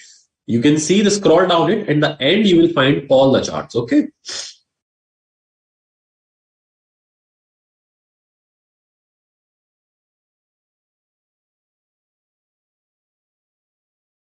Section 172, I have told you this fixed percentage 7.5%. That will be it as your net income on which you need to pay tax.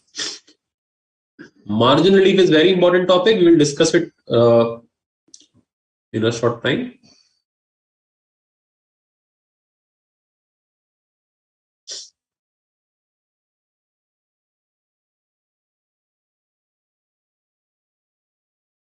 Filing return. If a person thinking of paying tax or filing return, what is about thinking? How can someone be like assessee on thinking? If you have tax liability, then you are an assessee. If you do not have a tax liability, but your case has been opened by the department, you are an assessee. If you do not have any tax liability, but you are a deemed assessee of someone who has tax liability, you are an assessee. If department asks you to come and talk or asking you some information, and you are not submitted it, you are assessee in default also. So in these cases, you are also an assessee, but you are thinking to file a return, how can you be an assessee? NRI need to pay tax when they leave India. Everybody needs to pay tax if they are leaving permanently. Fine. So what is the tax process? We will discuss it. Slab rate, we are going to discuss Ms. Dubey Sunil. So our next topic is, of course, this is coming now, and this is very, very important. That is slab rate of income tax, etc.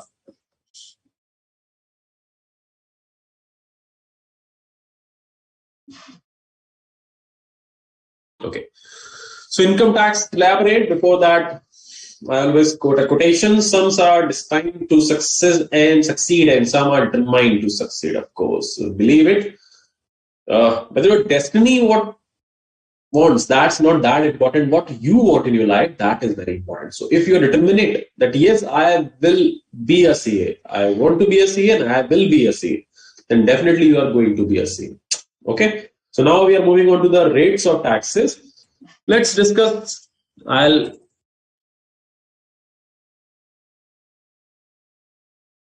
It's a very simple way to find out the rate of taxes. Like we have discussed the definition of person, and in definition we have discussed about eighth category like individual, HUF, AOP, BOI, partnership firm, company, local authority, and artificial judicial person. So in all these cases, we need to understand the rate of taxes provision. So initially we are discussing about the rate of tax for individual, HUF, AOP, BOI, and AJP. So for these 5%, initially we are discussing the slab rate or rate of taxes, what is going to be applicable and how we need to calculate the tax. Okay. So initially there are three categories which has been made. Category 1, for those individual, those are resident, whether male or female, plus age is more than or equal to 60 years and less than 80 years. So those individuals, those are resident in India. For time being, I told you, assume resident means those generally lives in India. Those are residents. So we call them senior citizen. So this is the rate for senior citizen. If your age is 60 years or more but less than 80 years, you will be called a senior citizen, or you should be a resident. Then the other definition, the other tax slab is for individual, resident, those ages 80 years or more. We call them super senior citizen. These are senior citizen and these are called super senior citizen. We have separate tax rate for these people. So in individual category, we have one individual. We have second individual category. Now the third individual category, it says other individuals. Except category 1 and 2, those remain will fall in this category. That means we will cover all non-resident. Non-resident age does not matter. If you are a non-resident, you will always fall in this third category. Whether more than 60, whether more than 80, does not matter. All non-resident, irrespective of their age, they will fall in this category. Plus all resident less than 60 years. You can say those are not falling in first and second category individual. Those will fall in this category. I am just explaining you who are these. These are all non-resident plus those resident less than 60 years of age. Those will fall in this third category. Plus HUF, AOP, BOI, and AJP. They all will fall also in this same category. So individual exclusively senior citizen 60, 80, they will fall in first category. Individual more than equal to 80 year resident, they will fall in this category. And all other individual as well as all HUF, AOP, BOI, AJP will fall in third category. And third category's rate will be applicable on these individuals and plus HUF, AOP, BOI, and AJP. Now we are trying to understand what kind of tax structure rate has been prescribed. Clear? I am giving you a very simple trick to find out the tax. There is a table also. We will discuss the table later, but let me tell you a very simple and easy trick to tax the income. Assume there is an income train. Assume there is an income train. And there's some platforms. Now first platform is up to 5 lakh. If you have 5 lakh rupees, 5 lakh rupees of income, what income we are talking? Gross total income or total income? Answer me. I've explained you in last session, there are two income, gross total income and total income. So if I'm saying tax rate will be applicable up to 5 lakh rupees. So what income I am talking about? Gross total income or total income? Let's see who will answer first.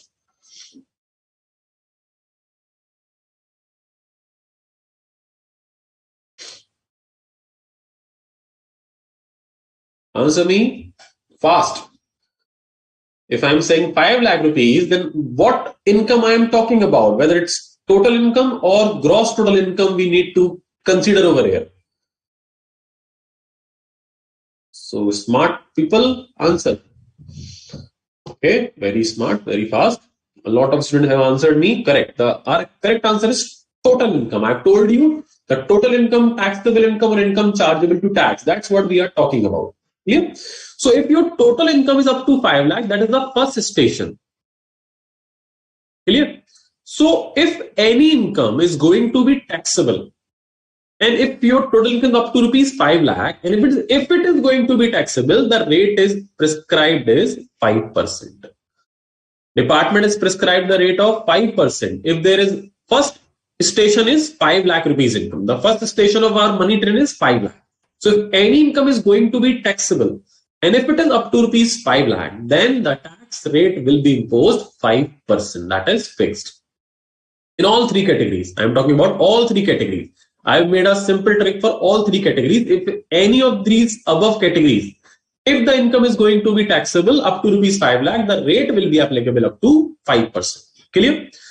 Our second station is now the next 5 lakh.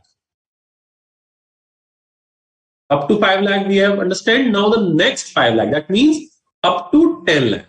We are talking about up to 10 lakh rupees income. So initially 5 lakh, if taxable, the rate is 5%. But if your train exceed from 5 lakh up to next 5 lakh, that means if the income is 6 lakh, then up to 5 lakh tax rate will be 5%, and balance is remaining 1 lakh. Because income is 6 lakh, 5 lakh will fall in first category, and only 1 lakh will fall in next category. So if any income falls from 5 to till 10 lakh rupees, like your income is 9 lakh, then 5 lakh will be in first category, 4 lakh will be in next category. Then the rate of tax has been prescribed 20%. Clear? Now, if your income is 10 lakh, what will happen? Then up to first 5 lakh, tax rate will be 5%. Next 5 lakh rupees income will be, tax rate will be 20%. Now, if any income exceeding 10 lakh, the train tax rate is 30%. So there are three rates in case of individual HUF, AOP, BOI, AJP. First 5 lakh tax rate is 5%. Next 5 lakh tax rate is 20%. And balance is taxable at 30%. For example, if your income is like 12 lakh rupees, then first 5 lakh will be liable to tax at 5%. If liable to tax, that rate will be 5%. Clear? The next 5 lakh going to be taxed with the rate of 20%. So now 10 lakh and your income was 12 lakh. Then 2 lakh will be liable to tax at the rate of 30%. So you just need to write over here 5 lakh. If your income is 12 lakh, 5 lakh and 2 lakh. Then 2 lakh 30%, 5 lakh 20%, and this 5 lakh 5% or whatever the rate is, total will be your tax. Now, this is the money train, what I try to make you understand. But now there is some exemption has been provided. In this starting money train, government has provided some basic exemption. They are not going to charge tax on full 5 lakh rupees first station. They have provided some benefit. The benefit is like this. For third category person, the benefit is 2.5 lakh rupees. If you fall in third category, the benefit is 2.5 lakh rupees. It says first 2.5 lakh rupees tax is nil. First 2.5 lakh rupees. So in case of third category individual HUF, AOP, BOI, JP, if their income is 5 lakh, then 2.5 lakh will be exempted, not chargeable to tax. Out of this 5 lakh, 2.5 lakh is exempted. Then how much is going to be taxable? Balance 2.5 lakh. So 5% rate will be applicable upon 2.5 lakh rupees only. That amount will come to 12,500 rupees. Understand what I'm saying? Got it? So government has made the exemption of 2.5 lakh for these persons. So what is the tax structure? First 2.5 lakh, I can say tax rate is nil. Balance 2.5 lakh rupees, tax rate is 5%. Balance 5 lakh rupees, tax rate is 20%. And balance rate is 30%. So government has given 2.5 lakh rupees exemption. So as a common mathematician, we can understand that if 5 lakh was chargeable at 5%, but 2.5 lakh has been exempted, that means 2.5 lakh is not going to be taxable. Balance 2.5 lakh will be chargeable to tax at the rate of 5%. It's as simple as that. It's very simple maths, nothing difficult. Now, in case of first category, this exemption has been made up to rupees 3 lakh. Now, for senior citizen, from starting 5 lakh, 3 lakhs are exempted. Now, what will happen? In case of senior citizen, 3 lakh tax rate is nil out of starting 5 lakh. Then, on how much amount 5% rate will be applicable? Out of this 5 lakh, only 2 lakh going to be taxable at the rate of 5%. Only 2 lakh is going to be taxed at the rate of 5%. Next 5 lakh is same 20%. Balance is 30%. Gone. For super senior citizen, the exemption is up to rupees 5 lakh. The first exemption is rupees 5 lakh. For other 2.5, then senior citizen 3 lakh, and then super senior, initial 5 lakh is full exempted. So what? Now, if any senior citizen, super senior citizen, his income is 6 lakh, assume income is 6 lakh, then up to 5 lakhs is exempted, only 1 lakh liable to tax at the rate of 20%. So tax will be 20,000.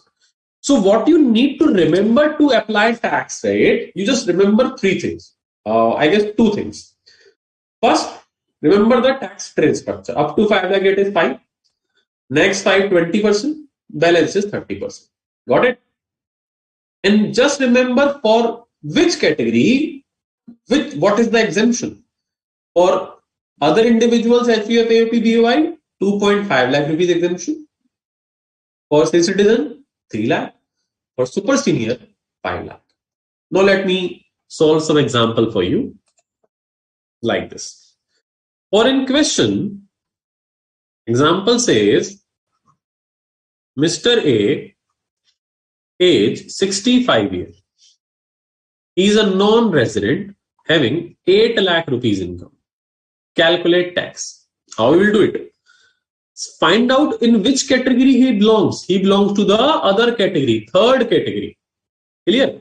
For third category, first station, 2.5 lakh is exempted. Clear?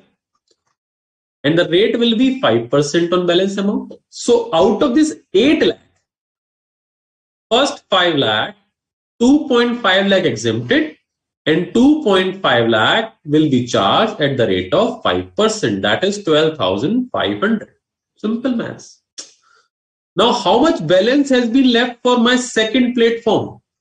Up to 10 lakh. But only income is 8 lakh. Out of which 5 lakh has been used over here. The balance is 3 lakh. And what is tax rate? 20%. So the tax of this 3 lakh will be 60,000. So total tax will be 72,500.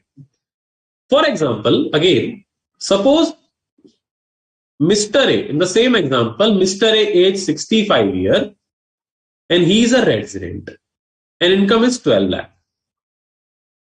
Now the exemption limit is 3 lakh rupees. Now what we will do?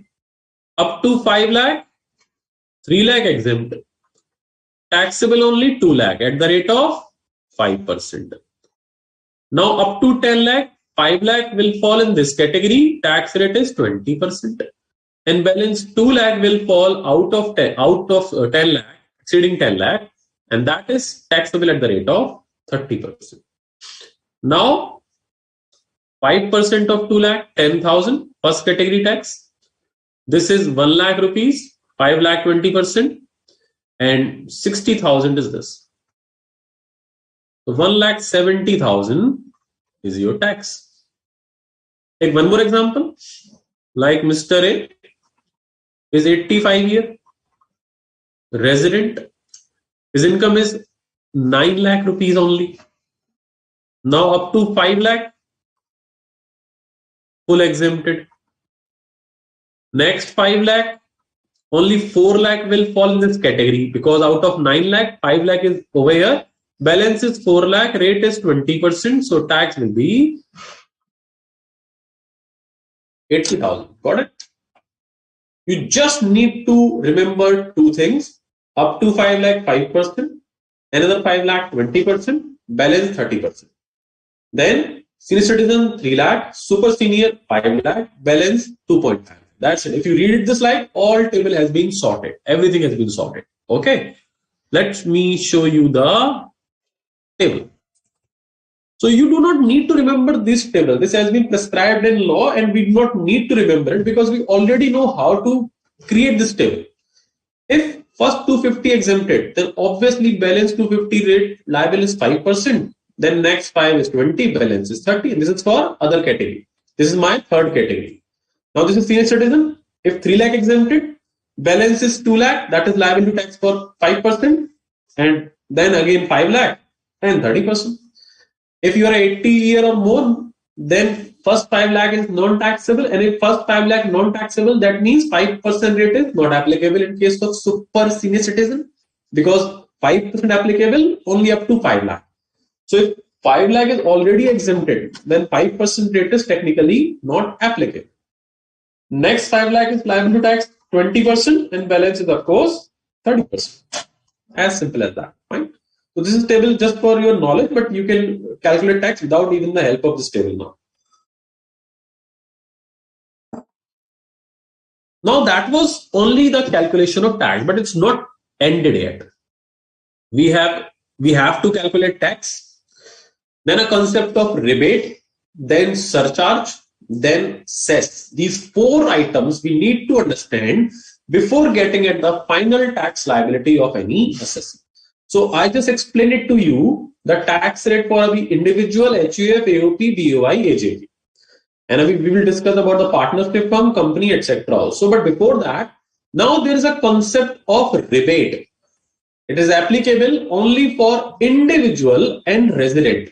Remember it. It is only applicable for individual, resident. Nobody else. It's just applicable for individual and HUF. So rebate concept says rebate is a kind of a discount. Government is providing you a discount out of your tax liability. And it says, what is the rebate? What is the discount? Discount will be 12,500 rupees. Discount, you will get a discount of out of your tax of 12,500 rupees. If your total income is equal to or less than 5 lakh, you will get it only if your total income is less than or equal to 5 lakh rupees. And this is only applicable for individuals, those are resident. Non-resident cannot claim it. HUF, AOP, BOI, AJP, even they have same tax structure, but they do not have the advantage of getting the rebate. So rebate is applicable only to individual, resident, and if the income is only up to rupees 5 lakh. If your income is 5 lakh 10,000, rebate is gone. So if your income is like 4 lakh, then calculate your tax, and whatever your tax amount, you can get a discount up to maximum rupees 12,500. This is the structure as we need to calculate tax to find out the final tax liability. First of all, you have to calculate tax as per the slab rate. What I just explained it to you. Those were the slab rate. Clear?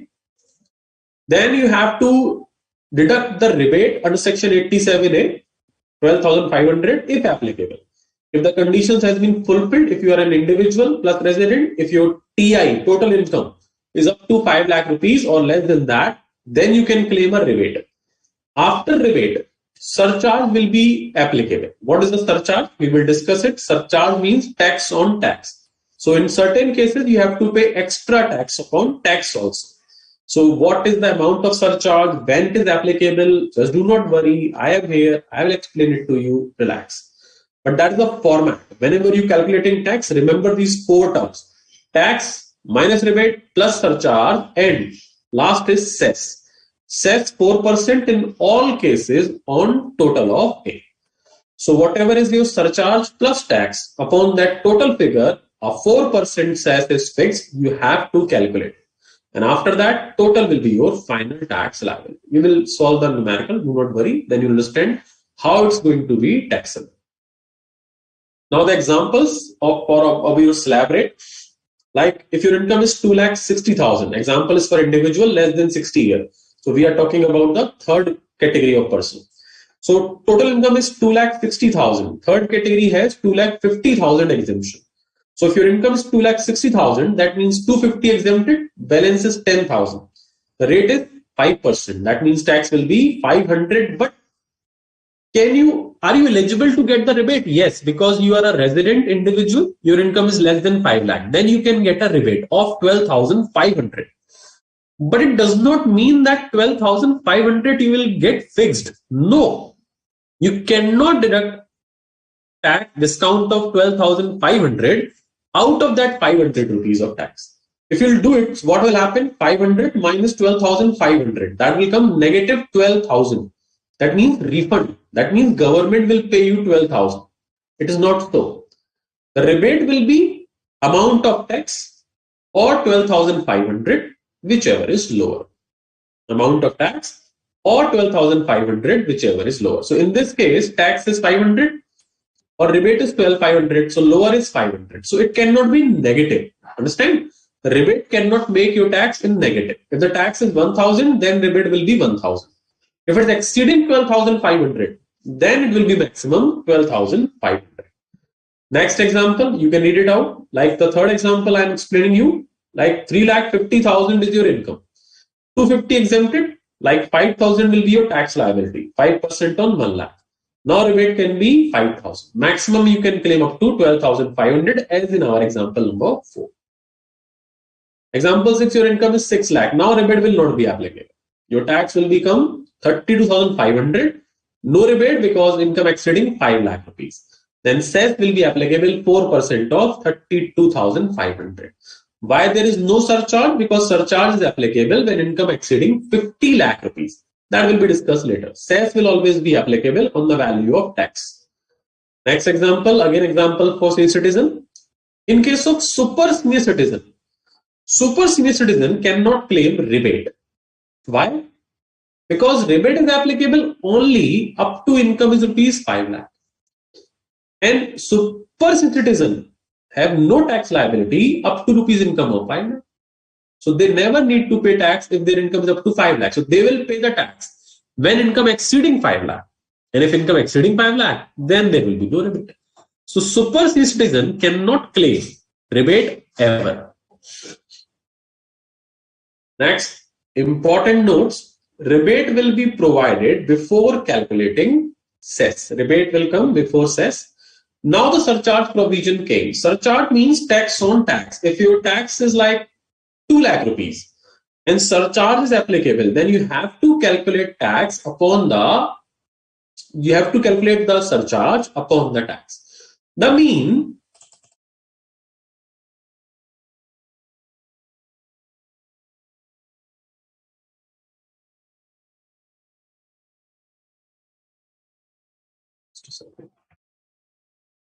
okay. Surcharge means tax on tax. It's not on income, it's tax on tax. Always remember that meaning of surcharge, that is tax on tax. So if your income is like 60 lakh rupees and surcharge is applicable if your income is exceeding 50 lakh rupees. So if your income is 60 lakh rupees, you have to calculate tax first. Like the provision I have told you, according to that provision, you have to calculate tax. For example, you are a resident less than 60 years of age, like third category person, then tax on 60 lakh will be around 16 lakh 12,500. Clear? Now rebate will not be applicable because your income exceeding 5 lakh. So you always write down the rebate point. So you will never forget, you will never skip it. But because income exceeding 5 lakh, it will not be applicable. Now surcharge will applicable, and it says if income is more than 50 lakh up to 1 crore, then surcharge rate is 10%. So 10% will be on tax value. That means on this, not on income, on this. Then that will come 161250. then the total of tax and surcharge, whatever total come on that 4% cess will be applicable. Surcharge, after surcharge, whatever the amount come on that tax cess will be applicable. Now surcharge has certain categories. Surcharge will be changed as per the income. Like if your total income is more than 50 lakh, but up to 1 crore, then whatever your tax amount, surcharge will be 10%. If your income is less than 50 lakh, there is no surcharge. There's only tax and cess. If your income exceeding 50 lakh, then there will be surcharge 10%. If your income exceeding 1 crore up to 2 crore, then surcharge will be 15% of your tax. If your income exceeding 2 crore up to 5 crore, then surcharge is 25% of tax. If your income exceeding 5 crore, then surcharge will be 37% of tax. I have already made a diagram of surcharge also. We will solve some example of surcharge also, so you will understand how it needs to be calculated. Do not worry. Just read the provision, just learn the provision. How to implement them, I'll teach you. Now, cess is education cess 2%, 1% secondary higher education cess, and 1% health cess. So we count it like 4%. So total directly you can impose cess 4% on tax plus surcharge value. If tax is 100, surcharge is 10 rupees, then upon 110, you have to charge 4% cess in all cases. Surcharge applicability depend upon your total income, like 50 lakh, below 50, no surcharge. Then 50 to 1, different rate. 1 to 2, different rate. 2 to 5, different rate. More than 5, different rate. Cess will always be applicable. Where there is surcharge or not does not matter. If there is tax, there will be cess. That's compulsory applicable. So we just completed the rate of tax regarding the individual HUF, AOP, BOI, etc. Now the rate of tax for partnership firm and limited liability partnership. They do not have slab rate. They do not have any exemption. They are fixed rate of taxability. That is 30% and surcharge of 12%. If their income exceeding 1 crore. So if you are a partnership firm, your income is 2 crore, then 30% is tax, 60 lakh, and surcharge will applicable on that 60 lakh, the rate of 12%. If you are a partnership firm, your income is 10 lakh rupees, only tax will applicable at the rate of 30%, that is 3 lakh rupees. If you're a partnership, your income is only 10,000, still you have to pay tax of rupees 3,000 rupees. Cess will be applicable. In case of domestic company, rate of tax is 30% if turnover in previous year 1920 exceeding 400 crore. So your rate of tax will depend upon your turnover in 1920, not 21-22. We are charging tax on the income of previous year 21-22, but what is the rate is going to be applicable will depend what was the turnover in previous year 1920. If it is more than 400 crore, rate will be 30%. If it is up to 400 crore, rate will be 25%. To surcharge slab over here, at the rate of 7% of such income tax, provided that total income exceed rupees 1 crore. If income exceeding 1 crore, surcharge is 7% of tax. If income exceeding 10 crore, surcharge is 12%. Foreign companies not in your syllabus, but you can read the rate of tax that can be asked in MCQ. 50% tax on royalty income and 40% tax on other income. You can read the surcharge, it's 2% and 5%. If you're a local authority, same tax rate, which is applicable on partnership firm. 30%, surcharge 12%, if total income exceeding 1 crore. In cooperative society, surcharge 12% if income exceeding 1 crore, and slab rate is first 10,000 liable to tax 10%. Next 10,000 liable to tax 20%, and balance is liable to tax 30%. If you have income of society 1 lakh, then first 10,000 tax is 10%, that is 1,000. Next 10,000 tax rate is 20%, that is 2,000. Balance left 80,000 out of 1 lakh. 80,000 liable to tax 30%, 24,000. So 24, 25, 26, 27,000 will be your tax. That again not in your syllabus. Just you can read the tax liability rates. Concept of marginal relief. So after this tax structure, now we are moving on to the marginal relief concept. It's a very interesting concept, and you might think, what is exactly happening? When I'll tell you what is the concept of marginal relief, you all might be surprised that what I am talking about. What does the marginal relief say? Let me explain you with a simple example. Income tax says then if remember, if it happens, what happens if your income is 100 rupees? If your income is 100 rupees and your tax is 100 is 5 rupees. If it happens, remember what is saying? If it happens that your income is 100 rupees and your tax is 105 rupees, then department say we will give you the marginal relief of 5 rupees.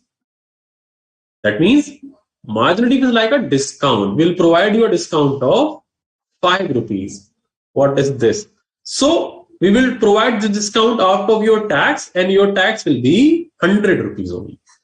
So income tax says that income tax upon your income.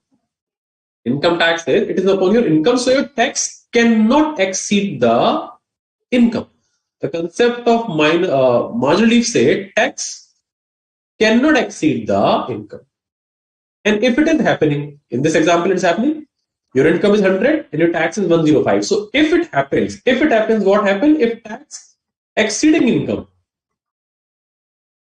then the difference will be allowed as a marginal relief, as a discount. So if your tax is exceeding income, then whatever your excess amount, that is going to be allowed you as a marginal relief. So that will be your marginal relief. So your tax and income can be equal only. It cannot be more than, your tax cannot be more than your income ever. And if it is happening, then the excess we will provide you as a discount out of your tax liability. Now it feels like nonsense. What is happening? Because what is happening, before that, we should understand how it's happening. I have told you the tax rates. The maximum tax rate is 30% in case of individual, HUFA, etc. In case of companies, also 40 or 50%. So if we are taking an example of individual, its tax rate is 30%.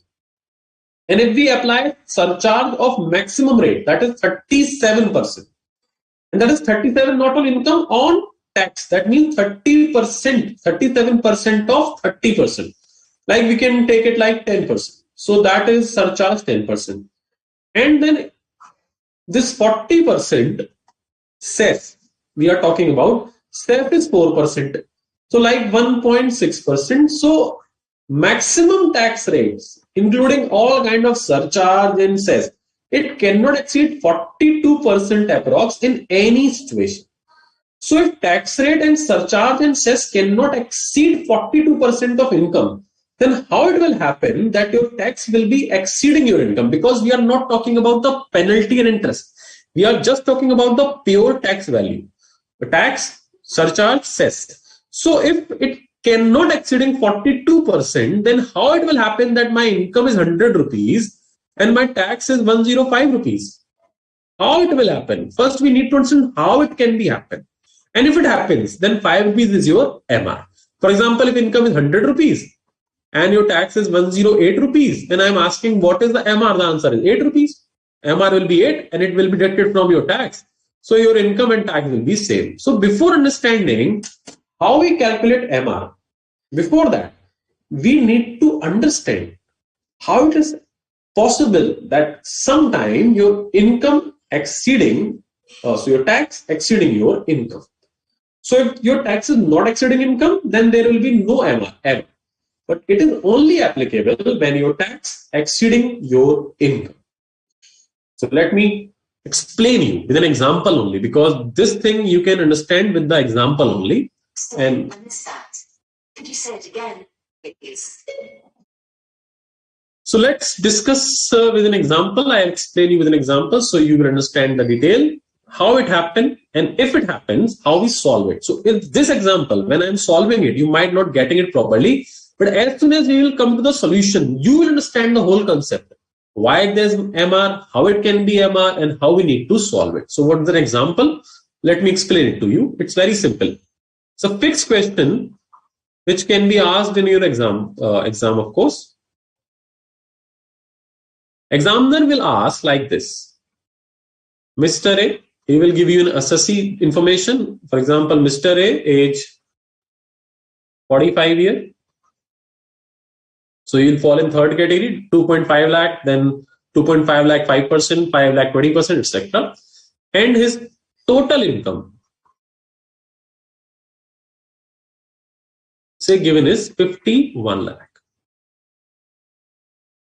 Clear? An examiner will ask, calculate margin relief, if any, and tax liability. Both things.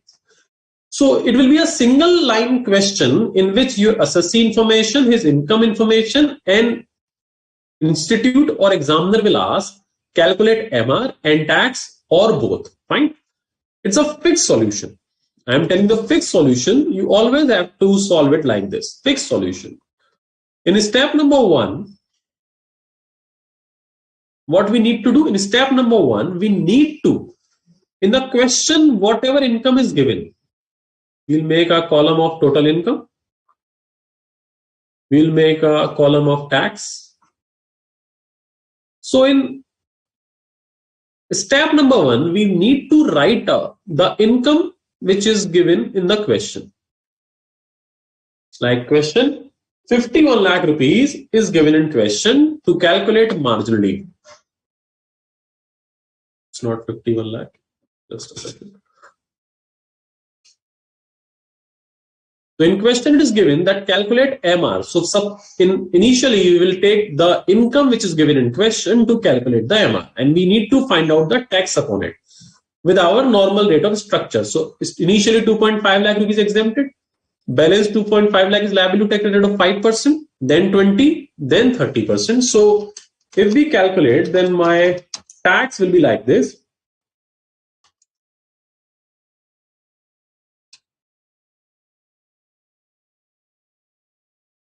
So my normal tax will be 13,42500. That will be our tax. As per normal provision, you can also find it out.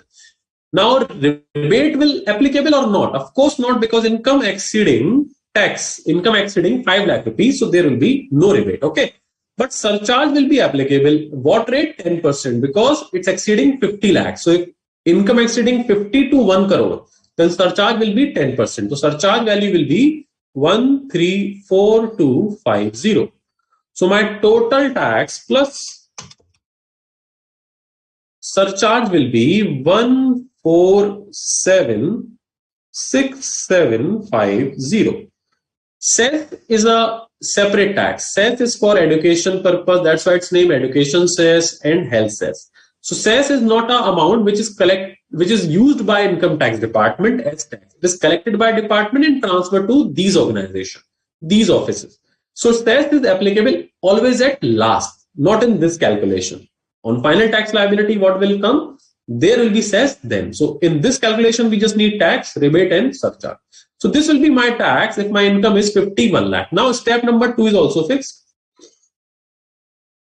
Step number 1, you have to write whatever income is given in question. Step number 2 says, now write down that income up to which surcharge was not applicable for this person.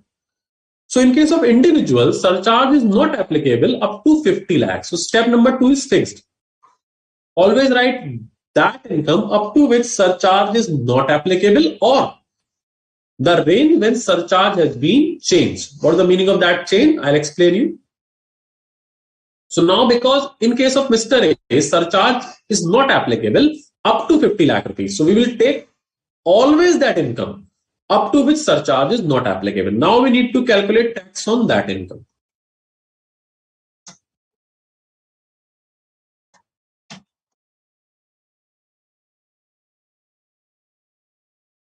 So that will be 13,12500. Of course, rebate is not applicable, and now surcharge is also not applicable, because up to 50 lakh there is no surcharge applicable. So my tax liability will be 13,12500. Now step number 3, and the question has been solved. Step 3 says find the difference. Now the income has been increased by 1 lakh rupees. You can see that the income has been increased by 1 lakh rupees, but the difference of tax, this and this, the difference of tax has been increased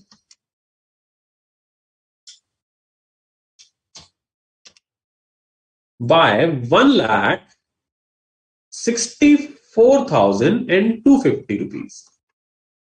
So my income just increased by 1 lakh rupees, but just the increment of 1 lakh result, my tax liabilities goes up by 1,64,250. Like 100 rupees is income, then tax is more than 100. So if somebody is earning 50 lakh, 51 lakh, then up to 50 lakh, he needs to pay tax only this amount. But just because he's earning 1 lakh rupees more, he needs to pay 1,64,250 more. That is nonsense. So now the MR comes into the force. And what I will say, we will give you a MR. How we need to calculate the MR? It says tax is 164,250. So whatever is income, that needs to be deducted. This income, the difference of income will be deducted out of the difference of tax. So 64,250 is extra. We will provide you a discount of 64,250, and that is your MR. What we need to do it? We need to deduct this 64,250 out of your real tax liability. Our real tax liability was 1,476,750, and 64,250 will be deducted. So your new tax liability will be, after deducting this, will be 1412500. So you can see earlier my tax liability was 13,12,500 up to 50 lakhs, and now it's 14,12,500 because income increased by 1 lakh, so tax will be increased by only 1 lakh. Now on this value we will implement 4% cess. Add 4% cess, and that will be your final tax liability. So department says if it happens that your income is exceeding, your tax is exceeding your income, then the increment will be allowed you as a discount, and that discount will be allowed from your total tax liability. So it will not happen always. Understand, it's not always whenever you earn income more than 50 lakh, it's not always will happen that it will always be MR. It's just because like 52, 53 lakh, it will happen. Then your income will be less than your increase in tax. So whenever an examination, like if I'll ask you calculate MR, if in this question income is 54 lakh, now when you solve it, the difference between income will be 4 lakh and the difference between tax will be less than 4 lakh. So in that case, there will be no MR. If this is more than your tax, then there will be no MR. In that case, only the tax you have calculated will be your tax liability, including cess. So I've also written the example of this, and there are several solved questions also to help you. So you understand why it's happening? The reason why it happened that your income is lower but your tax is higher, it's just because of surcharge. The surcharge make it happen technically. Because when the income is 51 lakh, then the tax liability is this. But surcharge is applicable on whole value. Surcharge is not applicable only on 1 lakh rupees tax value. No. Surcharge is applied on total tax value of 51 lakh. Up to 50 lakh, there is no surcharge. But whenever your income increase more than 50 lakh, then whatever the tax of whole value, surcharge is applying on that value. That's why due to surcharge, your tax is increasing against the income increment. So if I'll ask you to calculate MR on 54 lakh, then tax will be difference 4 lakh, but the difference of tax will be less than 4 lakh. So in that case, there will be no MR. It's slightly confusing, but as you will solve one or two questions, you understand it's not that difficult. I have already solved it for you with full example, full theoretical provision, full, you can see it, it's very easy if you learn it like this. In certain cases, due to surcharge effect, excess of tax can exceed the extent of income. But as a general rule, tax cannot exceed income. Overrule in those cases, concept of MR is applicable. The concept says marginally will be applicable in case of MR means if tax exceed income, then such excess will be allowed as discount out of tax. So calculated MR apply when? In case of individual, HUF, AOP, BOI, AJP, MR will be applicable only if total income exceeding 50 lakh. because it is surcharge applicability rule. If income is less than 50 lakh, there will be no MR ever. In case of partnership firm, domestic company, authority, society, surcharge applicable always when income exceeding 1 crore. Then in that case, surcharge MR concept will be applicable if their income exceeding 1 crore. I have made that diagram also. How to calculate? Step number 1, you have to write down the income which is given in question. Calculate tax on total income of such person as given in question without cess. Write down the income which is given in question and calculate the tax upon it. Then step 2 says calculate tax on total income of such person. For such limit or surcharge not applicable. Like in company case, exam in question, there is a company case in which it says calculate MR or income of 1 crore 5 lakh. 1 crore 5 lakh. Then what we will do? We will write down over here income 1 crore 5 lakh and calculate its tax as per company's provision. And in step number 2, we will write 1 crore rupees because up to 1 crore there is no tax liability. And it says surcharge rate change on such person. It's very interesting. Suppose in question,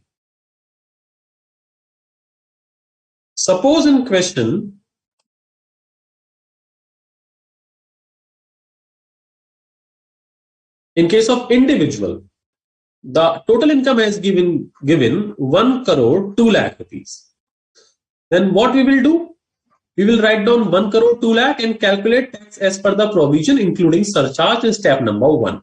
Now in step number 2, we will not write down 50 lakh because after 50 lakh surcharge is 10%, but after 1 crore surcharge is 15% in this case. If the income is over here like 80 lakh, then we will take 50 lakh over here. But because income exceeding 1 crore and surcharge rate is changed, then we will write down over income over 1 crore rupees. So it says if surcharge rate change, your income is given in step number 1 is more than 1 crore, then we will take that income out after that surcharge rate has been changed.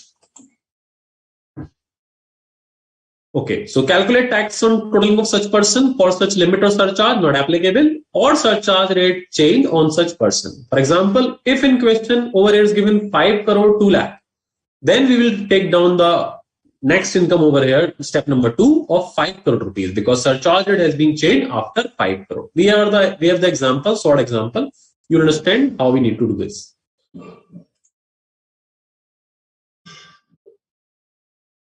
Okay. The difference we will find it of step 1 minus step 2, the income difference and the tax difference. Now it says the difference of total tax exceeding difference of total income. Then MR will be applicable. That is difference of tax minus difference of total income. Final tax liability will be tax as per step number 1 minus marginally. There will be new tax plus cess. If difference of tax is less than or equal to total income, then there will be no MR. Then final tax will be step number 1 plus this. I have also solved an example over here. Like if in question is given, Mr. Sudeep's total income is 51 lakh 50,000. How you will calculate marginally? Step number 1, I will take 51 lakh 50,000. There is tax, this is surcharge, this is total tax. Now I will take over here 50 lakh rupees because up to that there is no surcharge. Suppose in step 1 income is 1 crore 2 lakh. Then I will take 1 crore in step number 2. Clear? Then up to 50 lakh rupees tax will be this. Difference is 1 lakh 50,000 and tax difference is 187.50. Then what will be marginally 30,750, which will be deducted from the tax liability of 14 lakh 93,000 applicable cess, and that will be your total tax. You have to do a practice once or more and you will find it out how to solve this. Original optional rate is applicable for assessment year 2022-23 also. There is an optional rate applicability under section 115 BAC. We have a slab rate of 5, 20 and 30, and department or income tax introduced a new slab rate also, which is like 5%, 10%, 15, 20, 25 and 30. And this will be discussed in chapter 8 in module number 3. So that is not going to be discussed over here. We will discuss it chapter number 8 in module number 3. There are solved illustration for your help. Please do solve it. If there is any problem, I will be here for you. I will help you to solve it, of course. There are tax rates already discussed in above notes. Of course, you don't need to discuss it again. The company's tax rate. In case of central government, I have already discussed all the tax. There are some special rate of taxes, like capital gain is liable to tax at the rate of 20%. So you will read it in detail in capital gain chapter.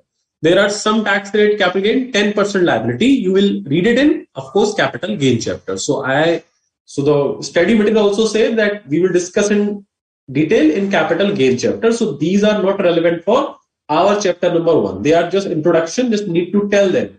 They are just telling you that there are some special rate of tax, but they will discuss it in detail when the prescribed chapter will be discussed. Black money tax rate I have discussed 60%. Effective rate is 78%. This is a study part which already been explained the same thing to you. You do not need to read it again. Surcharge rate provision. Surcharge rates are very different. Like we have just discussed surcharge rate 10, 15, 25 and 37. But there are certain more surcharge rates that I'll explain you with the help of a chart. You not need to read it over here, of course. These are example. Do not read it, of course. I'll tell you. Once this is a marginally concept, I'll explain it to you. This is a study material marginally concept which they are explained. I have already explained it to you. You can read it from there only. Illustration. This is the illustration for, of course, marginally 51 lakh rupees. I have solved it for you. I want to discuss this illustration number 3 of marginally with you. Like, compute the tax liability of Mr. B, age 51 year, having total income of 1 crore 1 lakh. For assessment year 22-23, you have to calculate the MR and tax liability. So what we will do, step number 1. We will calculate tax on 1 crore 1 lakh rupees. Clear? Then step number 2, how much we will take? 1 crore, not 50 lakh. I told you. If it is less than 1 crore, then we will take 50 lakh rupees income. If it's 80 lakh, 90 lakh. But if surcharge rate has been changed, then step number 2, we will take that income. After that, surcharge rate has been changed. So you can see, first step, they calculate tax upon 1 crore 1 lakh rupees, which is 3268,875. Now we calculate tax upon income of 1 crore rupees, and which will come 30,93750. On up to 1 crore, we will charge surcharge 10%. On 1 crore 1 lakh, we will charge surcharge 15%. Excess payment is 1,75,125. Difference of tax is more than difference of income. So balance 75,000 will be your marginally. Please solve it as the format I have provided it to you. Just make that format, not vertical, just solve it horizontal as I explained it to my diagram. That will be really easy for you. Clear? These are more illustration for your solution. Do try them. If there's any problem, I'll help you. This is marginally question for partnership of etc. Domestic company also. You can read it, of course. Then foreign company surcharge provision, rebate provision. We have discussed. Do not need to revise it again. I've already discussed in my notes. They are solved question. Test your knowledge. What is the meaning of an assessee? We have discussed it. This is again for test your knowledge question. Do read them. Then first chapters conclude. That is my favorite quotation. Revise twice. That's my advice to make you wise. Do revise every chapter twice. Every subject twice. That's a key to success in CA examination. If you revised your any subject twice, then it's not possible that you are not able to get 40 or 50% marks in CA examination.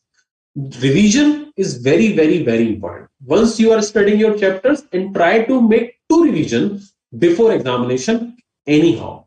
Whether you need to put 10 hours in a day or 12 hours or 5 hours does not matter. Every one of you have different IQ level, different kind of brain. So some of you can revise it in 5 hours, some of you might take 10 hours.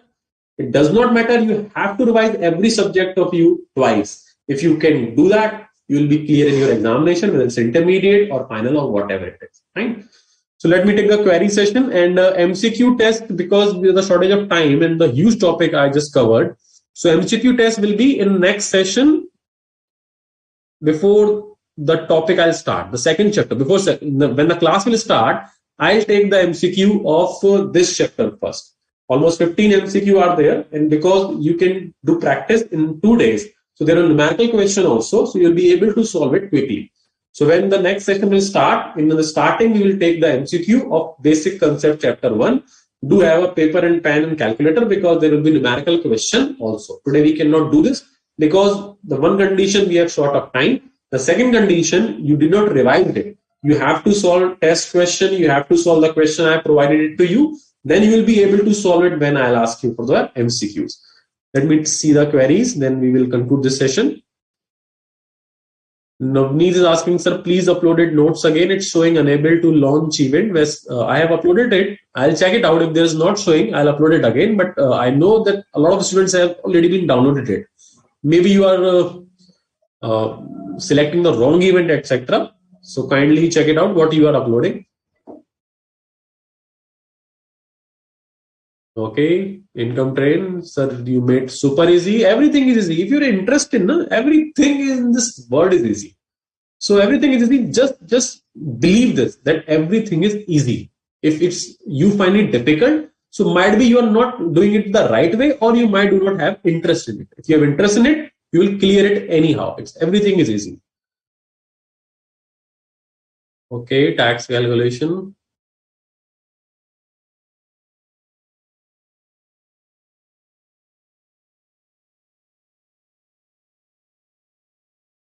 $170. Okay, taxes. Yeah, Arthala Sudarshan is asking, for non-resident, age does not matter. If you are a non-resident, you will always fall in the third category. Clear? How to present this tax calculation exam? I just shared with you that format, that first you have to calculate tax. It does not require that you should write 2.5 lakh, 5 lakh. It's for your working. You do not show in the examination that 2.5 lakh exempted balance is 5%. You can calculate a tax on calculator also, and you can write down the total tax value. Just you have to show total tax, then rebate, then surcharge, and then cess, and then your tax liability. The separate calculation you can make on rough or calculator as you want. If individual's 60th birthday on 31st March, then he will be a student. Yes, if the birthday is on 31st March for the whole year, he or she will be considered as a senior citizen. For a previous year, 21-22 we are running. So if somebody has birthday on 31st March of 22, then for assessment year, he or she will be treated as senior citizen because it has been written. He has attained 60 years of age at any time during the previous year. If you see the table, when the table is starting, it has been written 60 years at any time. So for even a single day, if you are a senior citizen, the benefit of 3 lakh or 5 lakh you will get. NRI, yeah, NRI will be applicable for 2,50,000, of course. Who was asking? Akarma Ansari, of course. Below the section, other limits are given. What is that, sir? Here, tax rate seems to be low. Below that section, I told you that is a separate provision. Some optional rate has been given, and that will be discussed in later chapter, of course. That is not a part of our basic concept. Up to file exempted deduction by rebate, yes, you can say that if your tax liability is up to 12,500, Kanish, then you can say the tax liability will be 0. But okay. Rebate for senior citizen is not applicable. Nivida, of course. So difference between tax on tax and double taxation? No, there is no difference. This is tax on taxes surcharge. Double taxation when you have to pay tax double. So you're not going to pay tax double. You are paying just tax. Surcharge is a different thing, and cess is a different thing. Surcharge has been collected for the benefit of country, etc. You cannot say it double taxation.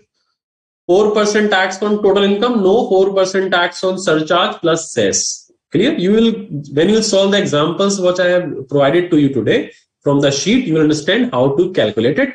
Either if there is any issue in calculation of tax, marginal relief, you can ask me in the morning session of our next class, which will be held on 22 of February. Do not worry. I'm not going anywhere. You can ask me your queries in next session also. Because in next session, surcharge provision, I will explain. Then we will discuss about MCQs of chapter 1. Then we will move on to our next chapter, residential status. Swachh Bharat cess is not there. Okay. Thank you. Revise twice. Very good. Thank you. Mumbai, says Divya. Great teaching. Thank you. High five from Wi-Fi. Okay. Practical exam based on this topic. Study material from fully be covered. If you are covering your study material, now there's nothing which is coming out of study material. Just stick to your plan. Focus on study material. Do the questions of study material and the past question of like 4 attempts. You have to do them also. So if you are doing study material question and like 4 or 5 attempts question which have been asked by institute, and you are giving the mock test series of institute, you will clear your group, that's for sure. You do not need to go to any other notes, you do not need to any private coaching notes, not required. These notes are sufficient, more than sufficient. The question of study material, last 5 attempts question, and the mock test taken by the institute, that is more than anything. It's more than anything. So stick to that plan, you will be clear. You will be a CA very soon, like me. So we will meet again on 22nd of February. Till then, stay safe, stay good, and study karte raho. Revise twice. That's my advice to make you wise. Bye bye. See you. So, Mr. Ram, we will end our session over here. See you again on 22nd February. Okay? Recording stopped. Welcome, sir. Thank you.